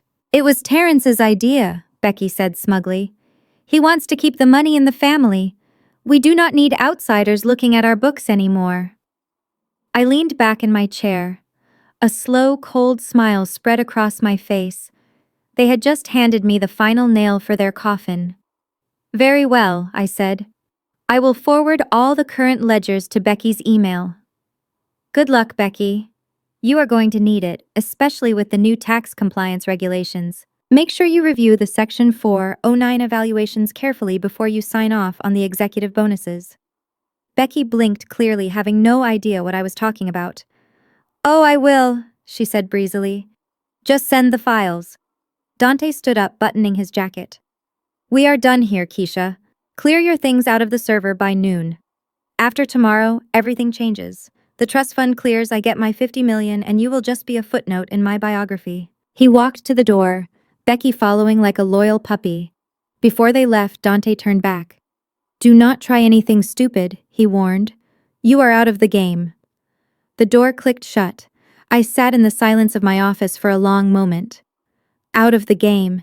He thought the game was checkers. He had no idea we were playing chess, and he had just sacrificed his queen to protect a king that was already in checkmate. I turned to my computer. I did not clear my things out. Instead, I opened a secure portal. The IRS Whistleblower Office has a very specific website for reporting high-level tax evasion. I had visited it before for clients but never for myself. I uploaded the files I had saved the night before, the transfers to the offshore accounts, the purchase of the Lamborghini using company funds categorized as business travel, the jewelry written off as office supplies. But the pièce de résistance was the document I had seen earlier this morning on the shared server before they revoked my access. It was the Q3 financial statement, fraudulent from top to bottom, inflating assets to secure loans. And at the bottom, digitally signed and time-stamped at 9 a.m. this morning, was the signature of the new CFO, Rebecca Sterling. Becky had already signed it. She had signed a federal document certifying false numbers. She was not just a bad accountant, she was now a felon on paper. I attached the document to the report. I filled out the form detailing Dante's involvement, Terrence's complicity, and Becky's signature. I checked the box that asked if I had inside knowledge. I hit submit. The screen refreshed. Submission received. Case number generated. It was done. The IRS would take weeks, maybe months to build their case, but the clock had started. And when they came, they would not just come for the money. They would come for the people. My phone rang on the desk, startling me. I looked at the screen. It was Mama Joyce. I debated ignoring it, but I needed to hear the fear in her voice. I needed to know they were rattled. I swiped answer. "Hello, Joyce," I said. Keisha. Mama Joyce's voice was shrill and breathless. "I am calling to make something very clear. Tomorrow is Dante's birthday gala. It is the most important night of his life. The trustee, Mr. Vance, is coming to certify the heir." "I know, Joyce," I said calmly. "I do not want you there," she hissed. "I know you, Keisha. You are jealous. You are bitter. You are bad luck. You have been a dark cloud over my son for 12 years, and I will not let you rain on his parade. If you show your face at the Beverly Wilshire, I will have security throw you out on the street. Do you hear me?" I listened to her venom. She was terrified. She was so close to the money she could taste it. $50 million to secure her status, to pay off her debts, to prove to the world that the Sterlings were royalty. She thought I was the only obstacle. She had no idea that her son was sterile. She had no idea her other son was sleeping with the mother of her grandchild. She had no idea her daughter-in-law had just committed federal fraud. "I am not bad luck, Joyce," I said, my voice soft and dangerous. "I am just the auditor." "Don't you play word games with me," she snapped. "You are not invited. Stay away. You are the past. Jasmine and that baby boy are the future." I looked at the DNA test results sitting on my desk next to the laptop. 0% match for Dante, 99% match for Terrence. "You are right, Joyce," I said. "That baby is definitely the future of the Sterling family. Just not in the way you think. What does that mean? She demanded. It means you do not have to worry, Mom, I said, using the title she hated coming from me. I know I am not on the guest list, but I promise you I will not cause a scene at the door. Good, she huffed. At least you have some dignity left. Oh, I have plenty of dignity, I said. And Joyce. What? Do not worry about me coming empty-handed. I am bringing a gift. I do not want your cheap gifts, she spat. It is not cheap, I assured her. It cost me 12 years of my life. I hung up the phone before she could respond. I looked at the calendar on my wall. Tomorrow was the 15th, Dante's birthday, the day the trust fund vested, the day he thought he won. I stood up and walked to the window looking out at the Los Angeles skyline. The city looked peaceful from up here, but down below in the offices of the Sterling Empire, the rot was spreading. I had the financial evidence. I had the medical evidence. I had the DNA evidence. I was not just going to crash a party. I was going to host an execution. I picked up my purse and walked out of the office. I had one more stop to make before the gala. I needed a dress. And it had to be red. The color of blood. The color of ruin. The color of a woman who was done bleeding for other people. The Beverly Wilshire Ballroom was a sea of gold leaf and crystal chandeliers, a playground for the elite who measured their worth in assets under management. I stood outside the double doors, smoothing the silk of my blood-red gown. It was a dress designed to stop traffic, to incite riots, and to announce a war.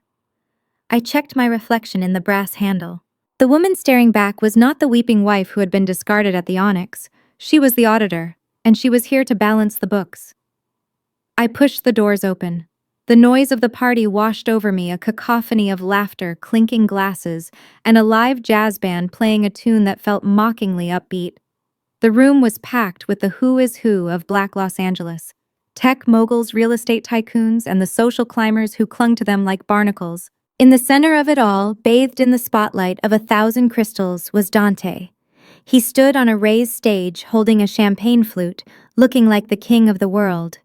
He had Jasmine on his arm.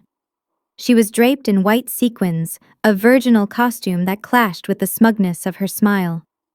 Her other hand rested theatrically on her stomach, the golden goose that was supposed to lay the $50 million egg. I stepped into the room. It started as a ripple. A few heads turned near the entrance, drawn by the flash of red in a room of conservative black ties and cream gowns. Then the whispers started. The ripple became a wave. Silence spread outward from where I stood, cutting through the chatter, until even the band faltered and stopped. Dante looked up, annoyed by the interruption. When he saw me, his smile froze. It did not drop, it just calcified into a mask of panic. Mama Joyce was in the front row. She turned around, her eyes widening in horror. She looked like she was about to scream. Becky, standing near the buffet, dropped her fork. I began to walk. I did not rush. I walked with the measured cadence of an executioner. The crowd parted for me. These were people who had ignored my calls, people who had unfollowed me on social media, people who had chosen the winner before the game was over. Now they stared at me with a mixture of fear and awe. I held my head high, my eyes locked on Dante. Security! Mama Joyce shrieked, jumping to her feet, her voice cracked, breaking the spell. Get her out of here! She is not invited! Someone call the police. 2 large men in black suits started toward me, moving fast. Dante looked relieved. He adjusted his tuxedo jacket, regaining his composure. Ladies and gentlemen, he boomed into the microphone, trying to reclaim the room. Please ignore the disturbance. Just a bitter ex-wife who cannot accept that the Sterling legacy is moving on. The guards were 10 feet away. I did not flinch. I did not look at them. I looked past them to an older man sitting at the VIP table right next to the stage. Arthur Vance, the trustee. He was watching me. He was a man of the law, a man who respected contracts and facts above emotion. He had known me for 12 years. He knew I was the one who filed Dante's taxes. He knew I was the one who kept the Sterling accounts compliant. I held up a single blue folder. Mr. Vance. I called out, my voice clear and steady. I am here to facilitate the certification of the heir. The guards grabbed my arms. "Get her out!" Dante shouted, his sweat starting to show under the stage lights. "Wait!" Arthur Vance stood up. His voice was not loud, but it carried the weight of the checkbook. "Let her go." The guards hesitated, looking from Dante to Arthur. "Mr. Vance." Dante stammered. "She is crazy. She is here to cause a scene. She is here with a file," Arthur said calmly.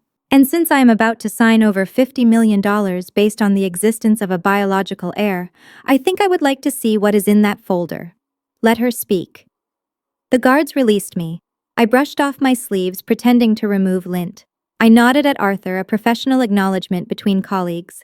Then I walked up the stairs to the stage. Dante backed away as I approached, pulling Jasmine with him. Jasmine looked terrified, her hand clutching her belly as if I might snatch it. "Get away from me," Dante hissed off mic. "You are ruined, Keisha. You have nothing." I stepped up to the podium. I placed the blue folder on the lectern next to Dante's speech notes. I leaned into the microphone. The feedback whined for a second, a sharp sound that made the audience wince. "Hello, everyone," I said. My voice boomed through the ballroom. "I know I am not on the guest list, but since we are all here to celebrate Dante's birthday and his good fortune, I thought I should bring a gift." I looked at Dante. He was trembling. He knew I knew about the money.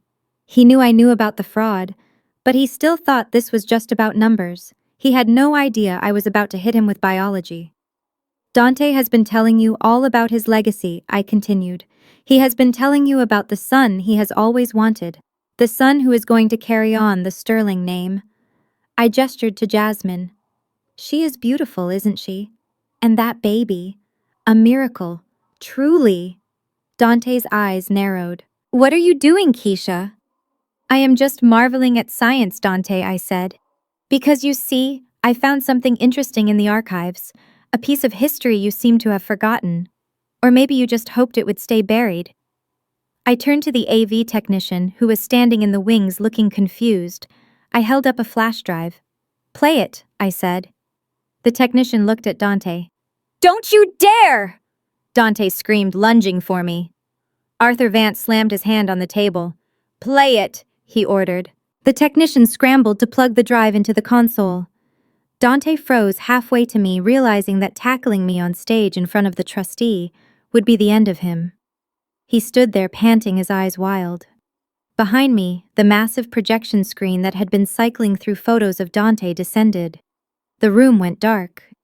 A document appeared on the screen. It was grainy, scanned from an old microfiche, but the letterhead was clear. University Health Center. Patient name, Dante Marcus Sterling. Date, November 12, 2008. The crowd murmured, squinting to read the medical jargon.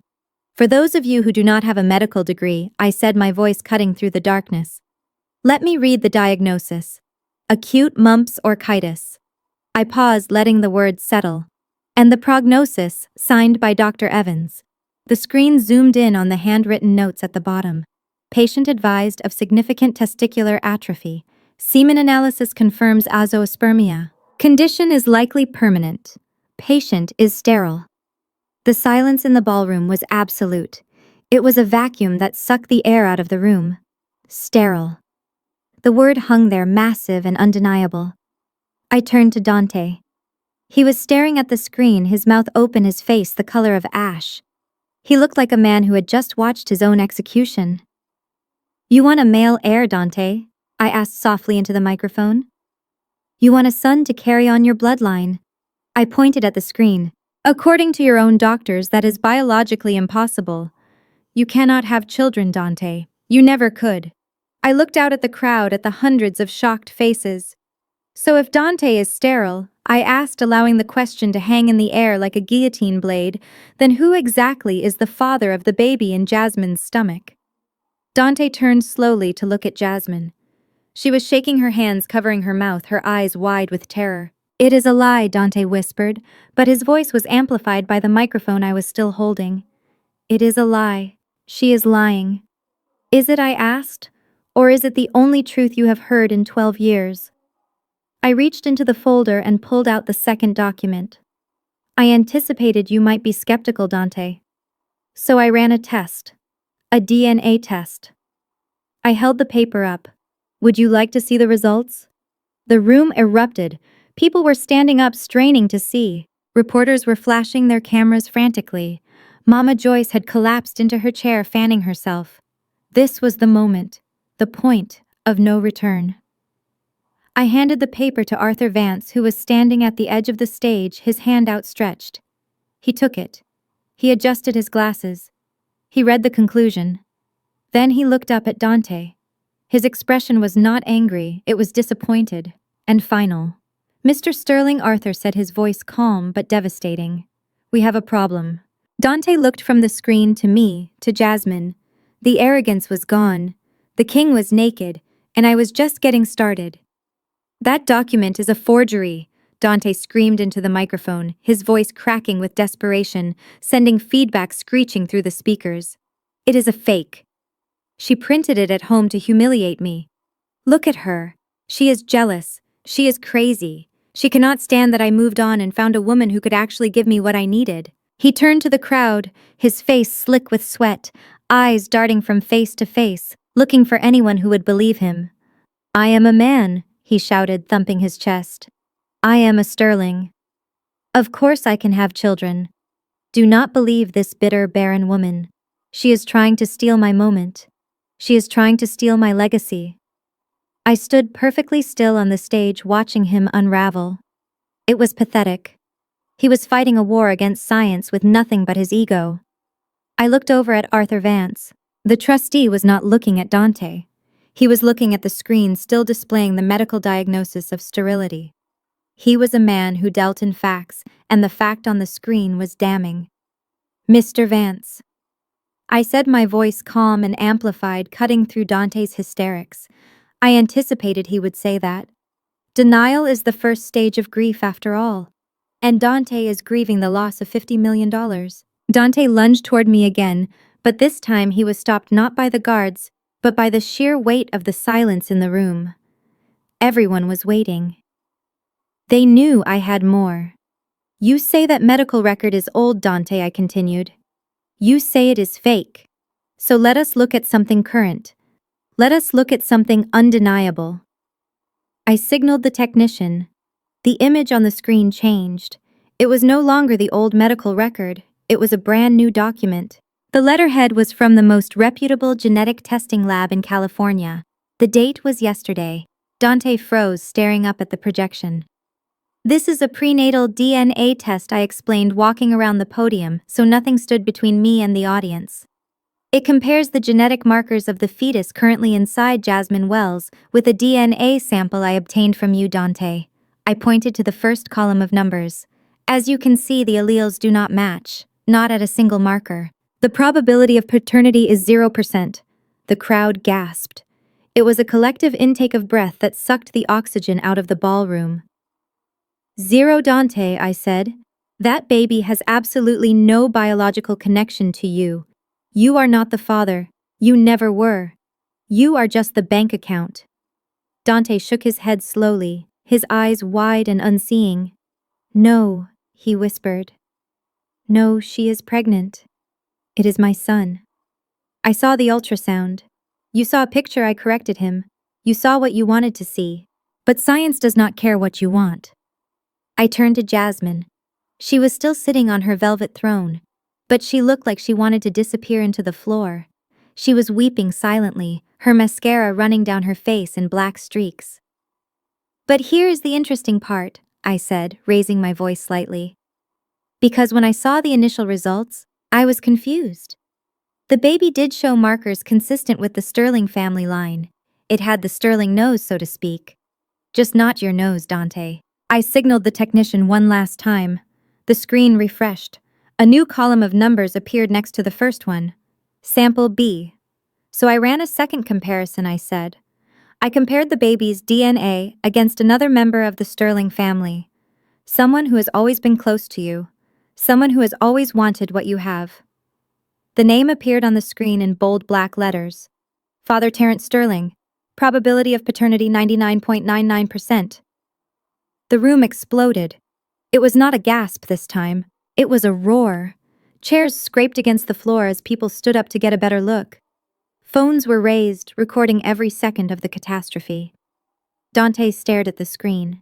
He blinked once, twice, as if trying to make the words rearrange themselves. Then he slowly turned his head.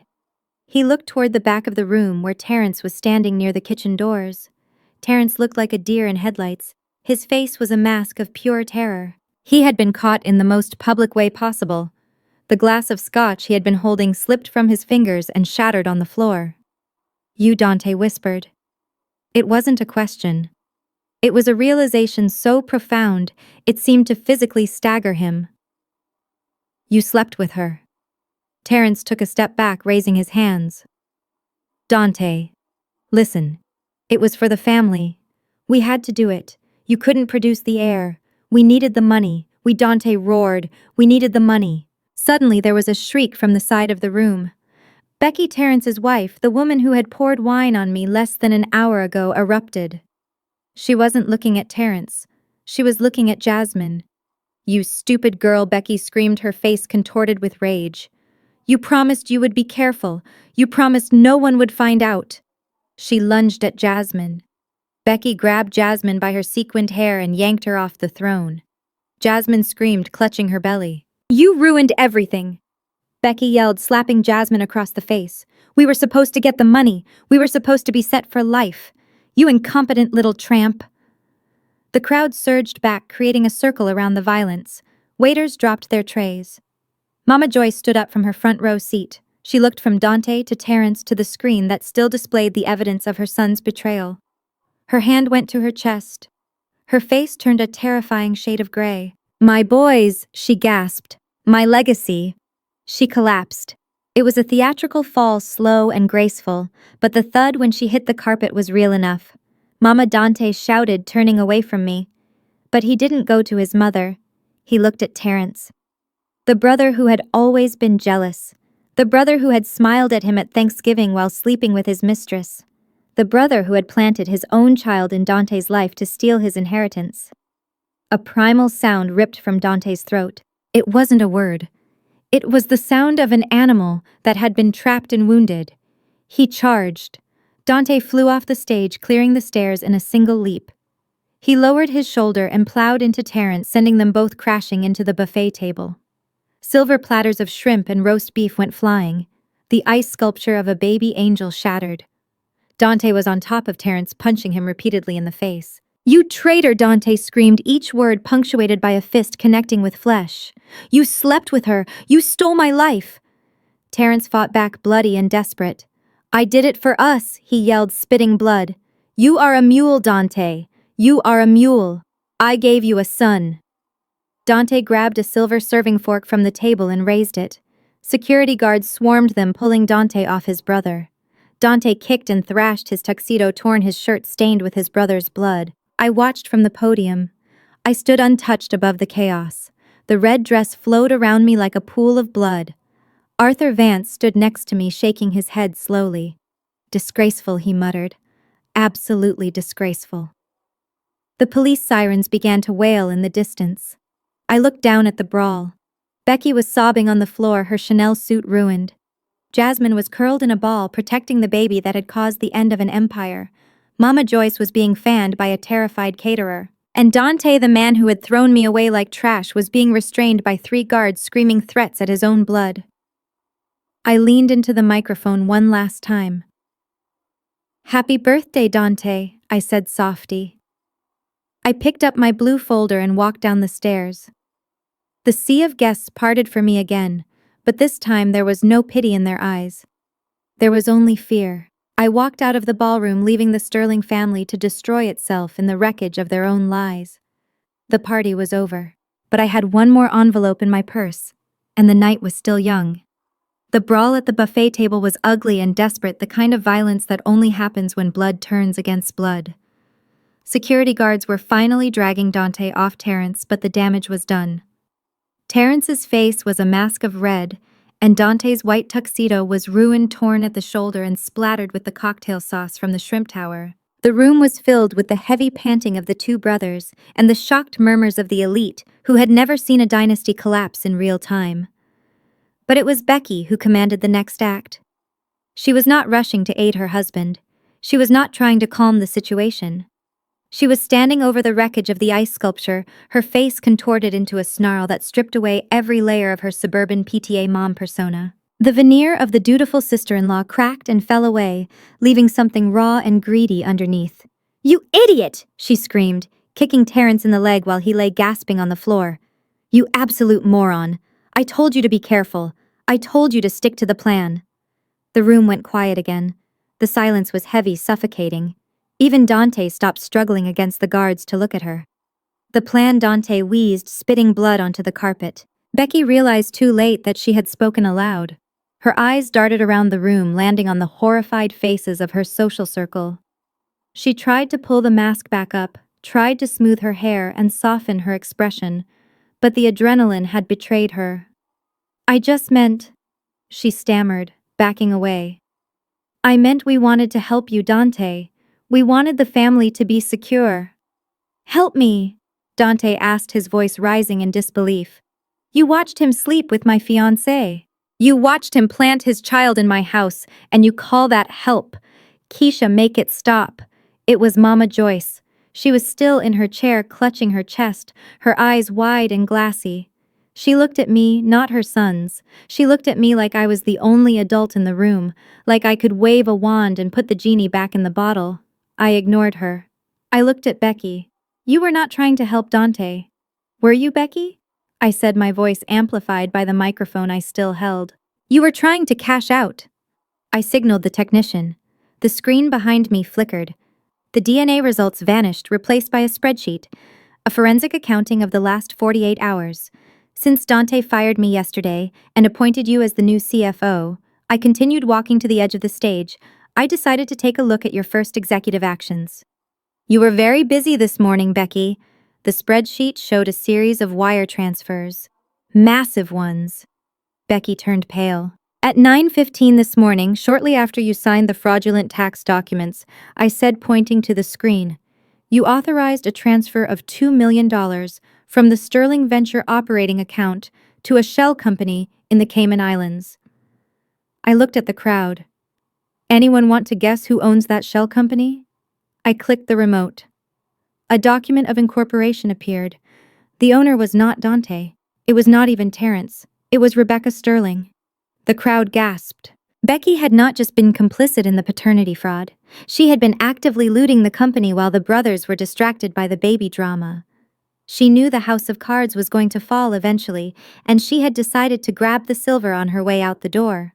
"You stole from me," Dante whispered. He looked from his brother to his sister-in-law. The betrayal was total. It was panoramic. Every person he had trusted, every person he had prioritized over me had a knife in his back. "I did it for us!" Becky shrieked, her voice cracking. "Terrence never gets anything. You get the cars. You get the glory. You get the trust fund. We have bills, Dante. We have a mortgage we cannot afford because we are trying to keep up with you." I took what we were owed. She turned to Terrence, who was wiping blood from his eye. "We were going to leave," she sobbed. "After the baby was born, after the trust cleared, we were going to take our cut and go, but you had to get sloppy. You had to get caught." Dante slumped. The fight went out of him. He looked small suddenly. The arrogant king who had thrown the divorce papers at me was gone. In his place was a man who realized he was completely alone in a room full of people. He looked up at me. His eyes were pleading. He looked at me the way he used to look at me when we were 22, and he was struggling with his law school exams. He looked at me like I was the answer. "Keisha," he said, his voice breaking. "You knew. You found the money. You can fix this, right? You can freeze the accounts. You can tell them it was a mistake." He took a step toward the stage, shaking off the guards who had loosened their grip. "Baby, please," he said, using the pet name he hadn't used in a year. "Help me. They robbed me. They lied to me. You are the only one who was real. I am sorry. I made a mistake. Just fix the numbers. You can fix anything." The audacity was breathtaking. After the humiliation, after the eviction, after the mistress, after the cruelty, he still thought he could snap his fingers and I would revert to being his fixer. He thought my competence was his property. I looked down at him from the height of the stage. I looked at the blood on his shirt. I looked at the fear in his eyes. And I felt absolutely nothing. The love I had nursed for 12 years, the loyalty that had kept me silent about his sterility, it was ash. I am not your wife anymore, Dante. I said, my voice cool and detached. And I am not your employee. I am a whistleblower. I pointed to the back of the room where men in windbreakers were quietly entering through the service doors. I did not freeze the accounts to save you, Dante. I froze them to preserve evidence. I sent that spreadsheet to the FBI and the IRS this morning, along with the tax returns Becky signed. Dante whipped his head around. He saw the agents. He saw the badges. You called the feds, he whispered. You sent me to prison. You sent yourself to prison, I corrected him. I just turned on the lights. Becky screamed as an agent approached her, handcuffs glinting under the chandelier light. Terrence tried to crawl under the table, but he was hauled up by his collar. Dante looked back at me one last time. His eyes were wet. Why, Keisha, he asked. Why go this far? You won. You proved the baby isn't mine. You proved they stole. Why destroy the company too? Why destroy the name? Because you took my home, I said simply. You took my father's records. You took my dignity. And you thought you could replace me with a lie. I reached into my purse. My hand closed around the second envelope. The one that had been burning a hole in my bag all night. The one Marcus had handed me just before I walked in. And Dante, I said, my voice softening just enough to draw him in. You think you have lost everything. You think losing the baby and the company is the bottom. I pulled the envelope out. It was smaller than the others, plain white, but it held the heaviest secret of all. You are worried about the sterling legacy, I said, holding the envelope up to the light. You are worried about the bloodline. You evicted me because I couldn't give you a sterling heir. Dante stared at the envelope. A fresh wave of dread washed over his face. What is that? He asked, his voice barely audible. I smiled, and for the first time that night it was a sad smile. Because despite everything, the truth I was about to reveal was a tragedy that predated us both. You think you lost a son tonight, Dante, I said. I opened the flap of the envelope. But you are about to lose a father. I pulled out the document. It was a DNA test. But not for the baby. This is a comparison between your DNA and the DNA preserved from the autopsy of the late Marcus Sterling Sr., I said. Your father. The man whose name is on the trust fund. The man whose legacy you have been chasing your whole life. Mama Joyce let out a wail that sounded like an animal dying. She lunged from her chair, knocking over a table of champagne flutes. No, she screamed. Keisha, don't. Please, I will give you the house. I will give you anything. Do not say it. I looked at Mama Joyce. The woman who had called me a stray cat. The woman who had mocked my fertility. She was not protecting Dante. She was protecting her own 40-year-old lie. It is too late, Joyce, I said. I turned back to Dante. You wanted to know if you were a Sterling. You wanted to know if you were worthy of the name. I dropped the paper. It fluttered down from the stage, landing at his feet amidst the broken glass and shrimp tails. Read it, Dante. Read it and tell me who you really are. Dante picked up the piece of paper from the floor, his hands shaking so violently the document rattled like a dry leaf in a gale. The ballroom was silent, the kind of heavy, suffocating silence that precedes a natural disaster. Even the police officers who had been moving to handcuff Terrence paused, sensing that the true crime was not the assault, but the revelation unfolding on that stage. I watched Dante read the results. I watched his eyes scan the lines of data, the genetic markers that defined a human being. I watched the exact moment his reality fractured. He blinked once, then twice. He looked at the paper, then at the portrait of Marcus Sterling Sr. hanging in the foyer, then at his mother, who was now weeping openly into her hands. This is a mistake, Dante whispered. His voice was small, stripped of all its usual bluster. This says excluded. This says probability of paternity is 0. He looked up at me, his eyes pleading for me to tell him it was another trick, another forensic accounting maneuver. Keisha, he said, this says Marcus Sterling is not my father. I nodded slowly. That is exactly what it says, Dante. No, he shouted, the denial ripping out of him. I am his son. I am the heir. I am the spitting image of him.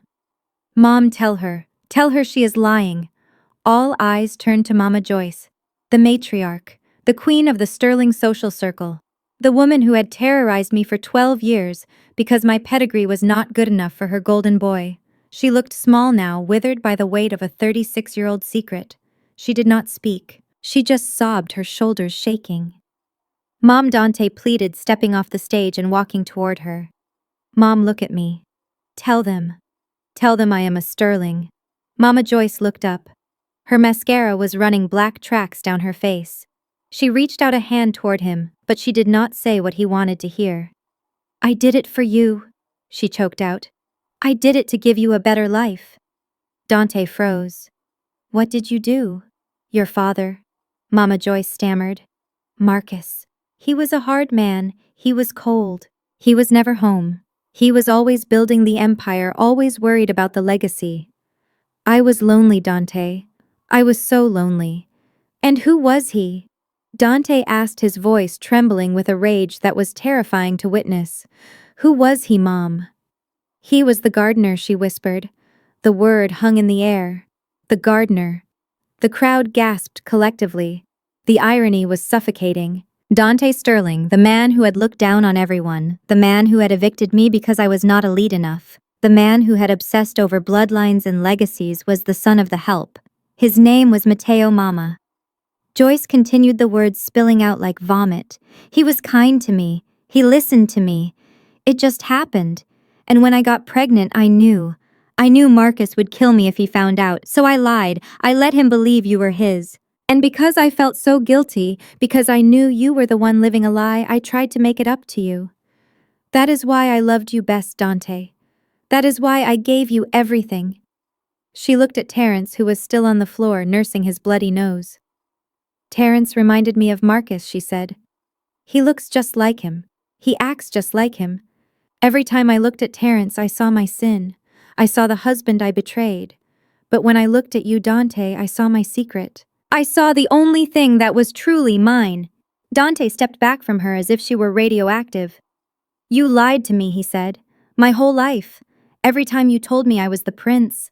Every time you told me I was better than everyone else. You knew. You knew I was a fraud. I wanted you to have the world, she wailed. I watched them, the mother and the son, the architect and the masterpiece of deception. It was tragic in a way, but tragedy does not pay the bills. And tragedy does not fulfill the requirements of a trust fund. I looked over at Arthur Vance. The trustee had retrieved the DNA result from Dante's limp hand. He was reading it, his face a mask of professional stoicism. He pulled a fountain pen from his pocket and opened the leather-bound ledger he had brought to the party. Arthur drew a single thick line through a page. Mr. Vance, Dante said, turning to the lawyer, desperation clawing at his throat. Mr. Vance, this does not change anything. I am still the son he raised. I am still the name on the birth certificate. Legal paternity is what matters, right? Arthur Vance looked up over his spectacles. He looked at Dante with a mixture of pity and finality. I am afraid not, Mr. Sterling, Arthur said. Or rather, Mr. Matteo. I drafted your father's trust myself 30 years ago. Marcus Sterling was a suspicious man. He was obsessed with his bloodline. Clause 1 Section A is very specific. Arthur cleared his throat and read aloud, his voice carrying to the back of the silent ballroom. The beneficiary must be the biological issue of Marcus Aurelius Sterling. In the event of any dispute regarding lineage, DNA verification is required. No adopted children, no stepchildren, and certainly no children born of extramarital affairs shall inherit the Sterling legacy corpus. Arthur closed the book with a thud that sounded like a coffin lid slamming shut. You are not his biological issue, Dante, Arthur said. You are legally excluded from the trust. You do not get the $50 million. You do not get the house. You do not get the portfolio. In fact, since the house is held by the trust, and you are not the beneficiary, you are currently trespassing. Dante fell to his knees. It was a slow collapse, like a building whose foundations had been dynamited. He stared at the floor, his hands gripping the carpet. $50 million. Gone. The empire he thought was his birthright. Gone. The identity he had used to bludgeon me for a decade. Gone. And then the final twisting of the knife. Arthur turned his gaze to the floor where Terence was sitting handcuffed by the IRS agents, but listening intently. "That leaves only one eligible heir," Arthur said. He looked at Terence.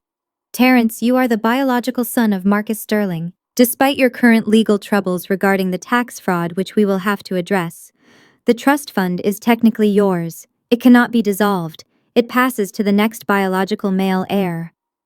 Becky let out a scream of pure frustration. She had bet on the wrong horse. She had helped Terence steal from the company to help Dante, assuming Dante would get the big payout. If she had just waited, if she had not been so greedy, Terence would have inherited everything simply by breathing. Terence started to laugh. It was a manic, bloody sound. He looked at Dante. "I won," he wheezed. "I finally won. I am the Sterling. You are the bastard." Dante looked at his brother. The hatred in his eyes was gone, replaced by a hollowness that was far scarier. He had nothing left to fight for. Mama Joyce crawled toward Dante, clutching at his pant leg. "Dante, baby, please forgive me. We can fix this." Dante looked down at her. "Get away from me," he whispered. "You are not my mother. You are the woman who ruined my life." He kicked her hand away. I stood on the stage watching the tableau. The family that had thought they were gods was now just a pile of broken people rolling in the wreckage of their own sins. Dante looked up at me. He looked at the red dress. He looked at the folders on the podium. "You knew," he said. "You knew all of this." "I did," I said. "Why didn't you tell me?" he asked, tears streaming down his face, mixing with the blood and the sweat. "Why did you let me throw the party? Why did you let me stand up here and humiliate myself?" "Because Dante," I said, stepping down from the stage and walking toward him until I was standing right in front of him, looking down. "You evicted me. You threw my father's records in the mud. You told me I was worthless because I couldn't give you a legacy." I leaned in close so only he could hear me. "I wanted you to feel what it is like to lose your home, your history, and your name all in one night. I wanted you to know what it feels like to be discarded." I straightened up and looked at the police officers who were waiting patiently for the show to end. "Officers, I think you can take them now." The police moved in. They pulled Dante to his feet. He didn't resist. He just stared at me as they cuffed him. He looked like a ghost. "Wait," Dante shouted as they dragged him away. "Keisha, please, who am I? If I am not a Sterling, who am I?" I watched him being hauled toward the exit past the guests, who were now taking photos of his downfall. "You are nobody, Dante," I said softly. "Just like you told me I was." I turned to Mama Joyce, who was still weeping on the floor. "And Joyce," I said, "you might want to call a cab.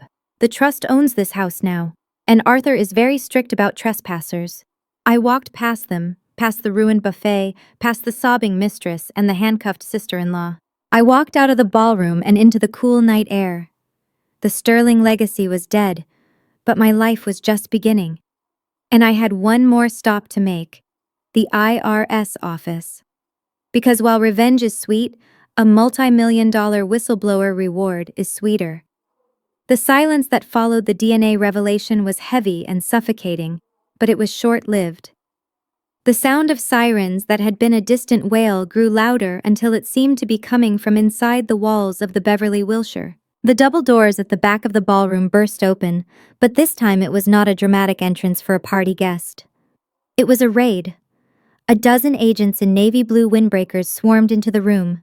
The letters FBI and IRS were emblazoned in yellow on their backs, moving with a terrifying precision that cut through the chaos of the ruined gala. The guests, who had been busy recording the family drama on their phones, suddenly scrambled back, dropping their devices and raising their hands instinctively. This was no longer a social scandal, it was a federal crime scene. I stood near the podium watching the dominoes fall exactly as I had arranged them. I had sent the encrypted files to the IRS whistleblower portal just 24 hours ago.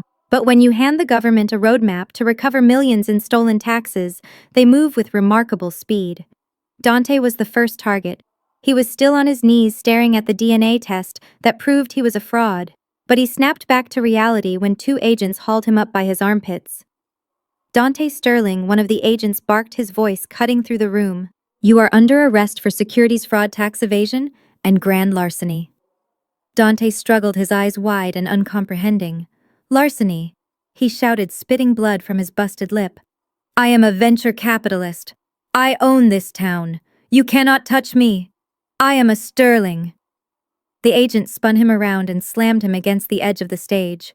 The sound of the handcuffs ratcheting shut echoed like a gunshot. You have the right to remain silent, the agent recited, indifferent to Dante's pedigree. Across the room, Terence tried to make a run for the service exit. He scrambled over the debris of the buffet table, slipping on shrimp cocktails and broken glass. He didn't make it 5 feet. An agent tackled him mid-stride, sending him crashing into a tower of champagne glasses. Terence Sterling, you are under arrest for conspiracy to commit wire fraud and money laundering, the agent said, dragging him up. It was her, Terence screamed, pointing a shaking finger at Becky, who was frozen near the bar. It was her idea. She cooked the books. I just did what she told me. She is the CFO.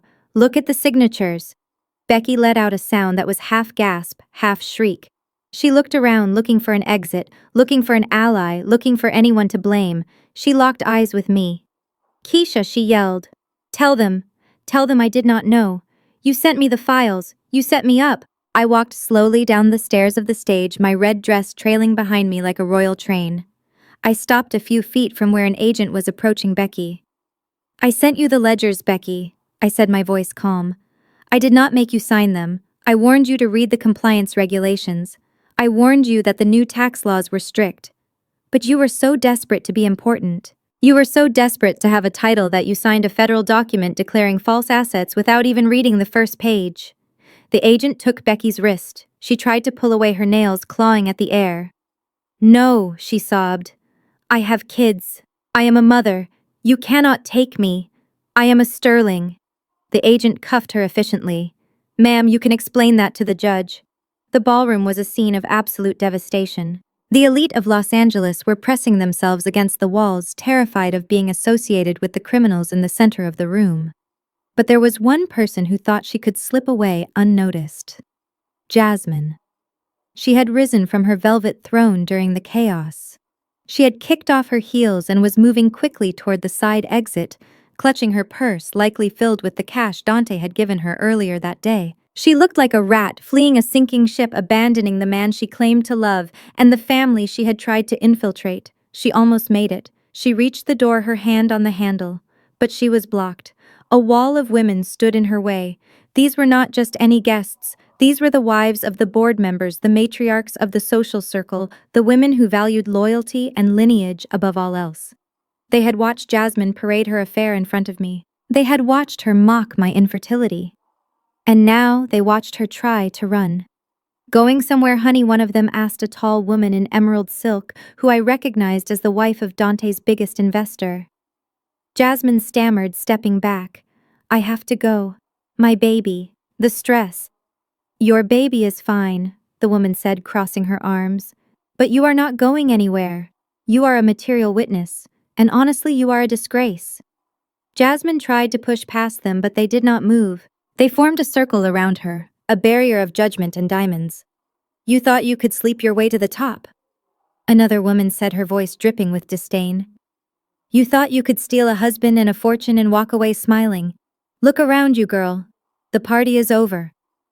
Jasmine collapsed to the floor, weeping not for her sins, but because she was trapped. She looked at Dante, hoping for a rescue, but Dante was being marched toward the main doors, his head hung low. I walked toward the exit, following the procession of prisoners. The guests parted for me, their eyes wide with a mixture of fear and respect. They knew who had called the feds. They knew who had dropped the DNA bomb. They knew that Keisha Sterling was not a woman to be trifled with. As the agents pushed Dante through the doors, he saw me. He planted his feet, struggling against the guards to look at me one last time. His face was a ruin of tears and blood. Keisha, he screamed, his voice raw. Keisha, wait. I stopped. I stood in the doorway, the cool night air hitting my face, the flashing red and blue lights of the police cruisers painting the driveway in chaotic strokes. Please, Dante begged. Call the lawyer, call the firm, post my bail. I have money in the offshore accounts. I can pay you back. We can fix this. You are still my wife. You are the only one who can help me. He looked pathetic. The man who had told me I was a bad investment. The man who had evicted me in the rain. The man who had tried to replace me with a lie. He was begging me to save him, because he finally realized I was the only competent person he had ever known. I looked at him. I looked at the handcuffs digging into his wrists. I looked at the police cars waiting to take him to a cell where there were no silk sheets and no room service. I stepped closer, my red dress rustling softly. "I am sorry, Dante," I said, my voice loud enough for the reporters outside to hear. "I have a strict policy." Dante looked hopeful for a split second. "What is it, baby?" "Anything." I smiled a cold final smile. "I only bail out family," I said. Dante's face crumbled. "And according to the DNA test you just read," I continued, leaning in so he could see the truth in my eyes, "you are not a Sterling. You are nobody. You are just a bad investment," I finally wrote off. I turned to the agent holding him. "Take him away, officer. He does not belong here." Dante screamed my name as they shoved him into the back of the cruiser. I did not look back. I watched the car pull away, the sirens wailing into the night, carrying the wreckage of my past to the booking station. I stood on the steps of the hotel alone, but not lonely. The night air smelled of rain and justice. My phone buzzed in my purse. It was a notification from the IRS whistleblower portal. "Case status updated, investigation active." I took a deep breath, filling my lungs with the sweet, sharp air of freedom. The audit was complete. The accounts were balanced. And for the first time in 12 years, I was exactly where I needed to be. On the winning side of the ledger. The fall of the House of Sterling was not a quiet event. It was a slow, agonizing public demolition that the entire city watched with bated breath. I watched it too, but not from the front row. I watched it from the safety of my new life, observing the wreckage through the lens of court documents and news reports as the consequences of their greed finally came home to roost. The first domino to fall completely was Mama Joyce. For 30 years she had reigned over the social scene of View Park, clutching her pearls and her secrets with equal tightness. She believed her position as the matriarch of the Sterling legacy was unassailable. But Arthur Vance, the trustee, was a man who took his fiduciary duties as seriously as scripture. Since Dante was not the biological son of Marcus Sterling Sr., he had no claim to the estate. Since Terence was the biological son, but was currently indicted for federal fraud, the trust was placed into a conservatorship. The first order of business was asset recovery. I drove past the mansion 3 months after the arrest. There were no balloons or red carpets this time. There was a moving truck. Not a luxury relocation service, but a budget rental. Mama Joyce was standing on the sidewalk surrounded by a few cardboard boxes. She looked shrunken. The designer caftans were gone, replaced by a simple tracksuit that had seen better days. She was being evicted. The trust owned the house, and Arthur Vance had no intention of letting a woman who had defrauded his late client live in luxury on the estate's dime. He had given her 30 days to vacate. She had dragged her feet, hoping for a miracle that never came. I watched from my car as a group of women from her church walked by on the other side of the street. In the past, they would have stopped to gossip, to admire her garden. Now they turned their heads. They knew. Everyone knew. The DNA test I had dropped at the gala had not just exposed Dante's paternity, it had exposed Joyce's infidelity. She had passed off the gardener's son as the heir to the Sterling fortune for 36 years. In her world, that kind of deception was unforgivable. She was not just poor, now she was a pariah. She spotted my car. For a moment our eyes met. I expected her to scream, to curse me, to blame me for her downfall. But she just looked away, her shoulders slumped in defeat. She picked up a box and walked toward the bus stop. She was moving to a government-subsidized senior living facility in South Los Angeles. It was a roof over her head, but it was a long way from the hill. Dante's fate was less quiet and far more brutal. The federal trial lasted 3 weeks.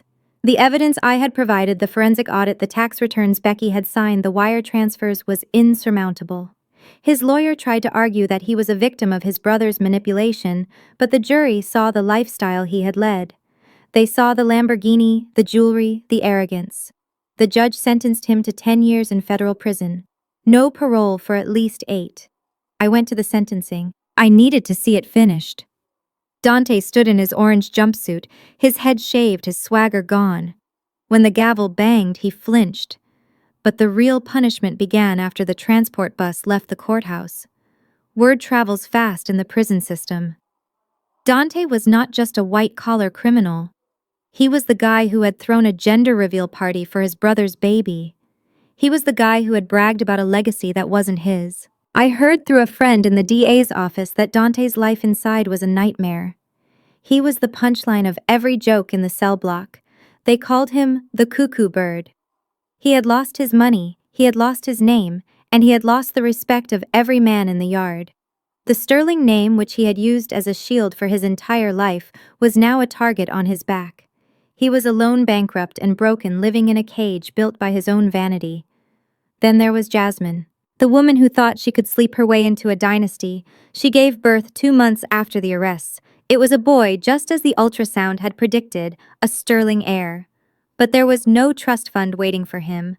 Terrence's assets were frozen by the government to pay restitution for the fraud. The Sterling Trust was locked down in litigation. Jasmine tried to visit Terrence in jail, hoping to secure some kind of support.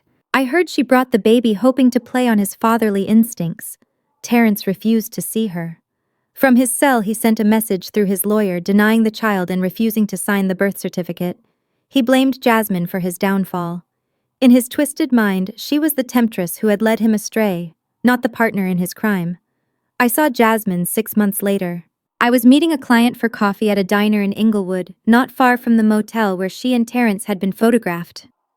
She was wearing a stained apron, her hair pulled back in a messy bun, looking exhausted.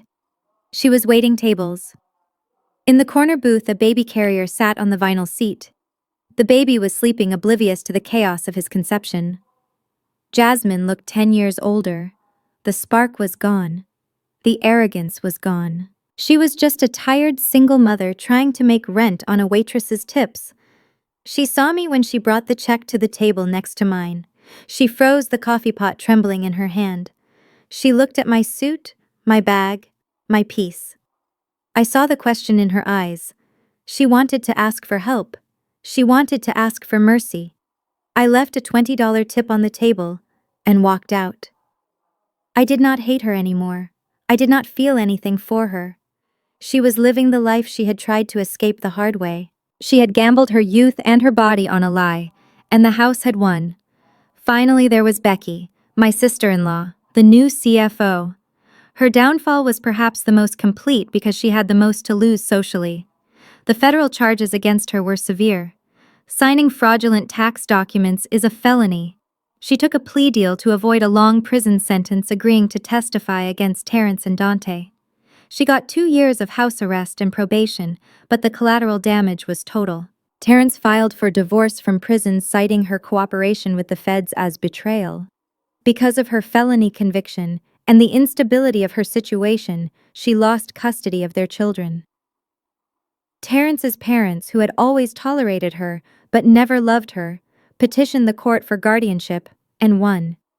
They argued that a woman who would loot a company and frame her brother-in-law was not fit to raise sterling grandchildren. Becky was evicted from her home in View Park. She had no job, no husband, no children, and a criminal record that made her unemployable in any finance-adjacent field. The last I heard, she had moved back to Ohio to live with her parents in the small town she had spent her whole life trying to pretend she wasn't from. She was working as a cashier at a grocery store, the very fate she used to mock people for.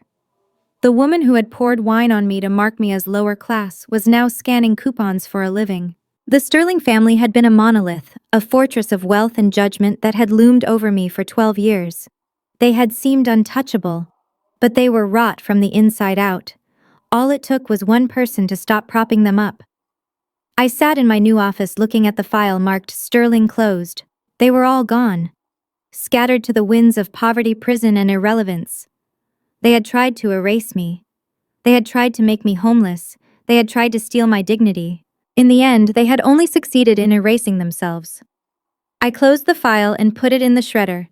The sound of the paper being sliced into confetti was the most satisfying sound I had ever heard. The past was dead, the debt was paid, and I had a meeting to get to. The extended stay motel on La Brea smelled of lemon cleaner and stale cigarette smoke, a sharp contrast to the lavender diffusers and fresh linens of the home I had just been evicted from. I sat at the small, wobbly desk, pushing aside the complimentary coffee maker to make room for my laptop. Outside the window, sirens wailed, and the neon sign of a 24-hour liquor store buzzed with a rhythmic electrical hum. It was 3 in the morning. Most women in my position would be sleeping or crying or calling their mothers. I was doing none of those things. I was working. I opened my laptop and the screen cast a harsh blue glow over my face. I cracked my knuckles, a habit I only engaged in before a difficult audit. For 12 years, I had been Dante Sterling's wife, his partner, and his support system. But tonight, I was none of those things. Tonight, I was the senior forensic auditor who had brought down 3 Ponzi schemes and a corrupt city councilman. Dante thought he had stripped me of my power by taking my house and my husband's status. He forgot that I was the one who set up his passwords. I navigated to the login page for the Sterling Venture Capital secure server. My fingers hovered over the keyboard. Dante was arrogant. He was the kind of man who believed he was too smart to be hacked and too important to follow basic security protocols. He had likely changed his social media passwords to lock me out of his public image, but the financial back-end, the boring stuff, the numbers he hated looking at, he would have left that alone. I typed in the admin username. Then I typed in the password. It was the date of our wedding, followed by the word forever. The screen flashed green. Access granted. I let out a short, humorless laugh. He was so lazy. He had discarded the marriage but kept the password because remembering a new string of numbers was too much effort for a man who had never done a day of hard labor in his life. I was in. I started with the joint accounts, the ones he thought I was too emotional to check. I pulled up the transaction history for the last 6 months. The numbers scrolled past, reflecting the life we had built. Mortgage payments, utility bills, groceries. And then I saw it. A transfer. It was not small. It was a hemorrhage. $500,000 wired out of our joint retirement fund. The nest egg I had contributed to with every bonus check, every overtime hour, every tax season hustle. It was gone. Transferred to an LLC I did not recognize called New Horizon Holdings. I opened a second window and ran a search on the LLC. It was registered in Nevada 3 months ago. The signatory was obscured, but the associated bank account led to a debit card purchase history that told a story more vivid than any confession. Exotic Motors Los Angeles, $280,000. Tiffany & Co. Beverly Hills, $85,000. I closed my eyes for a second, letting the rage settle into a cold, hard knot in my chest. He had bought a supercar. Probably that matte black Lamborghini he had been drooling over on Instagram. And the ring. The ring Jasmine was probably wearing right now while she slept in my bed. He had paid for his mistress's engagement ring with his wife's retirement money. But why steal from the retirement fund? Dante had access to the family operating accounts. He had a trust allowance. Why risk a federal crime by draining a joint 401k without spousal consent? Unless he had no other choice. I dug deeper. I switched from the joint accounts to his personal credit lines. This was where the forensic part kicked in. I looked for patterns. I looked for the holes where the money should be. The Sterling family name was synonymous with wealth, but the numbers on my screen were telling a different story. Dante was not rich. He was drowning. I found transfers to offshore accounts in Malta and Curaçao. Online casinos. High-stakes poker sites. The amounts were staggering. 50,000 lost on a Tuesday. 100,000 lost on a Friday. He was bleeding cash. Then I checked his investment portfolio, or what was left of it. He had leveraged everything on a series of high-risk crypto coins that had crashed 6 months ago. The timeline matched perfectly with when he started bringing Jasmine to business dinners. He was panicking. He was broke.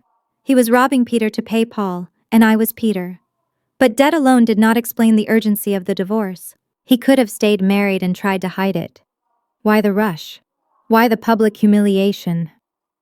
I pulled up the digital copy of the Sterling Legacy Trust documents. I had scanned them years ago when I was organizing his files. I scrolled to the disbursement clauses. There it was. Clause 4 Section B. The primary beneficiary, Dante Marcus Sterling, shall receive the corpus of the trust totaling $50 million upon his 37th birthday, provided he has established a line of succession. This is defined as a biological male heir, born in wedlock, or a stable marriage of no less than 5 years with proof of viable pregnancy. I checked the date. Dante turned 37 in exactly 30 days. The puzzle pieces snapped together with a satisfying click. He was broke. He owed sharks and bookies money he did not have. He needed that $50 million to save his life and his reputation, but I had not given him a son, and after 12 years our marriage was a dead end for the trust requirements, because he needed the heir to secure the payout immediately. Jasmine was not just a mistress. She was a transaction. She was an incubator for his $50 million check. He needed that baby boy born, or at least proven to exist before his birthday deadline. That was why he evicted me. That was why he needed the divorce signed tonight. He needed to marry Jasmine and legitimize that pregnancy before the trustee reviewed his file next month. He was not in love. He was in debt. I sat back in the cheap motel chair, the springs creaking under me. He had destroyed my life not out of passion, but out of accounting. He had calculated that discarding me was cheaper than missing out on his inheritance. I saved every document. I downloaded the bank statements, the gambling logs, the crypto losses, and the fraudulent transfer of my retirement funds. I created a folder named the Sterling Audit and encrypted it with a password he would never guess. Just as I was about to close the laptop, a notification chimed.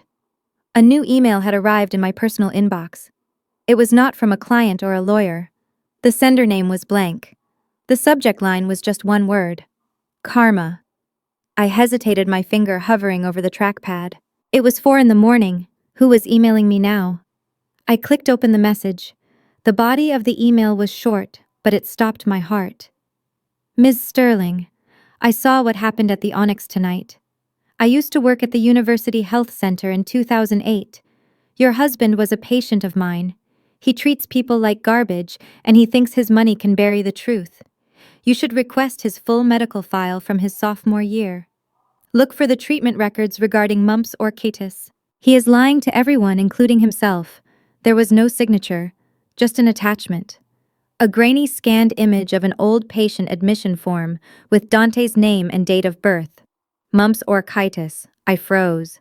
I knew what mumps was, but orchitis. I quickly opened a new tab and typed the term into the search bar. Inflammation of the testicles caused by mumps infection. Possible complications. I hit enter. The search results loaded. Top result: infertility, sterility, azoospermia. I read the medical definition. In adult males, mumps or orchitis can lead to testicular atrophy and permanent sterility in significant percentage of cases. I looked back at the anonymous email. University Health Center, 2008. Dante would have been 20 years old. We met when he was 22. He had never mentioned this. He had watched me endure years of invasive fertility treatments. He had watched me take hormone injections that made me sick. He had watched me cry over negative pregnancy tests month after month. He had let his mother call me barren, and all this time he might have known. I felt a new kind of anger, hotter and sharper than the rage over the money. This was a violation of my body and my soul. He had let me believe I was the broken one. I looked at the date of the email. It had been sent 10 minutes ago. Someone else hated Dante Sterling. Someone else wanted him to fall. I picked up my phone and dialed the number for my private investigator contact. It was early, but Marcus owed me a favor from the time I saved him from an IRS audit. Keisha. His voice was groggy. It is 4 a.m. I have a job for you, Marcus, I said, my voice steady and cold. And it needs to be done fast. What is it? He asked, waking up. I need a DNA sample from Dante Sterling, I said. And I need you to find a nurse who worked at the University Health Center in 2008. I looked at the screen at the evidence of the stolen $500,000 and the hint of a medical secret that could shatter the Sterling empire. Dante wanted a male heir to unlock his millions. He was banking on biology to save him. But he had forgotten the first rule of accounting. Always check the source data. If this tip was true, then the baby in Jasmine's belly, the golden ticket to his $50 million, could not possibly be his. And if that baby was not his, then Dante Sterling was not just broke. He was extinct. I closed the laptop. The sun was starting to rise over Los Angeles, painting the smoggy sky in shades of bruised purple and orange. I stood up and walked to the window. I had lost my house. I had lost my husband. But I had found the weapon I needed. It was time to go to work. Keisha's victory teaches us that when faced with ultimate betrayal, composure and intelligence are your strongest weapons. She didn't just get mad, she got even by revealing the undeniable truth. Her story proves that a legacy built on lies, greed, and arrogance is destined to crumble while integrity always survives. It reminds us to never underestimate our own worth, even when those closest to us try to discard us. Sometimes the best revenge isn't noise or violence, but simply letting the cold, hard facts do the talking.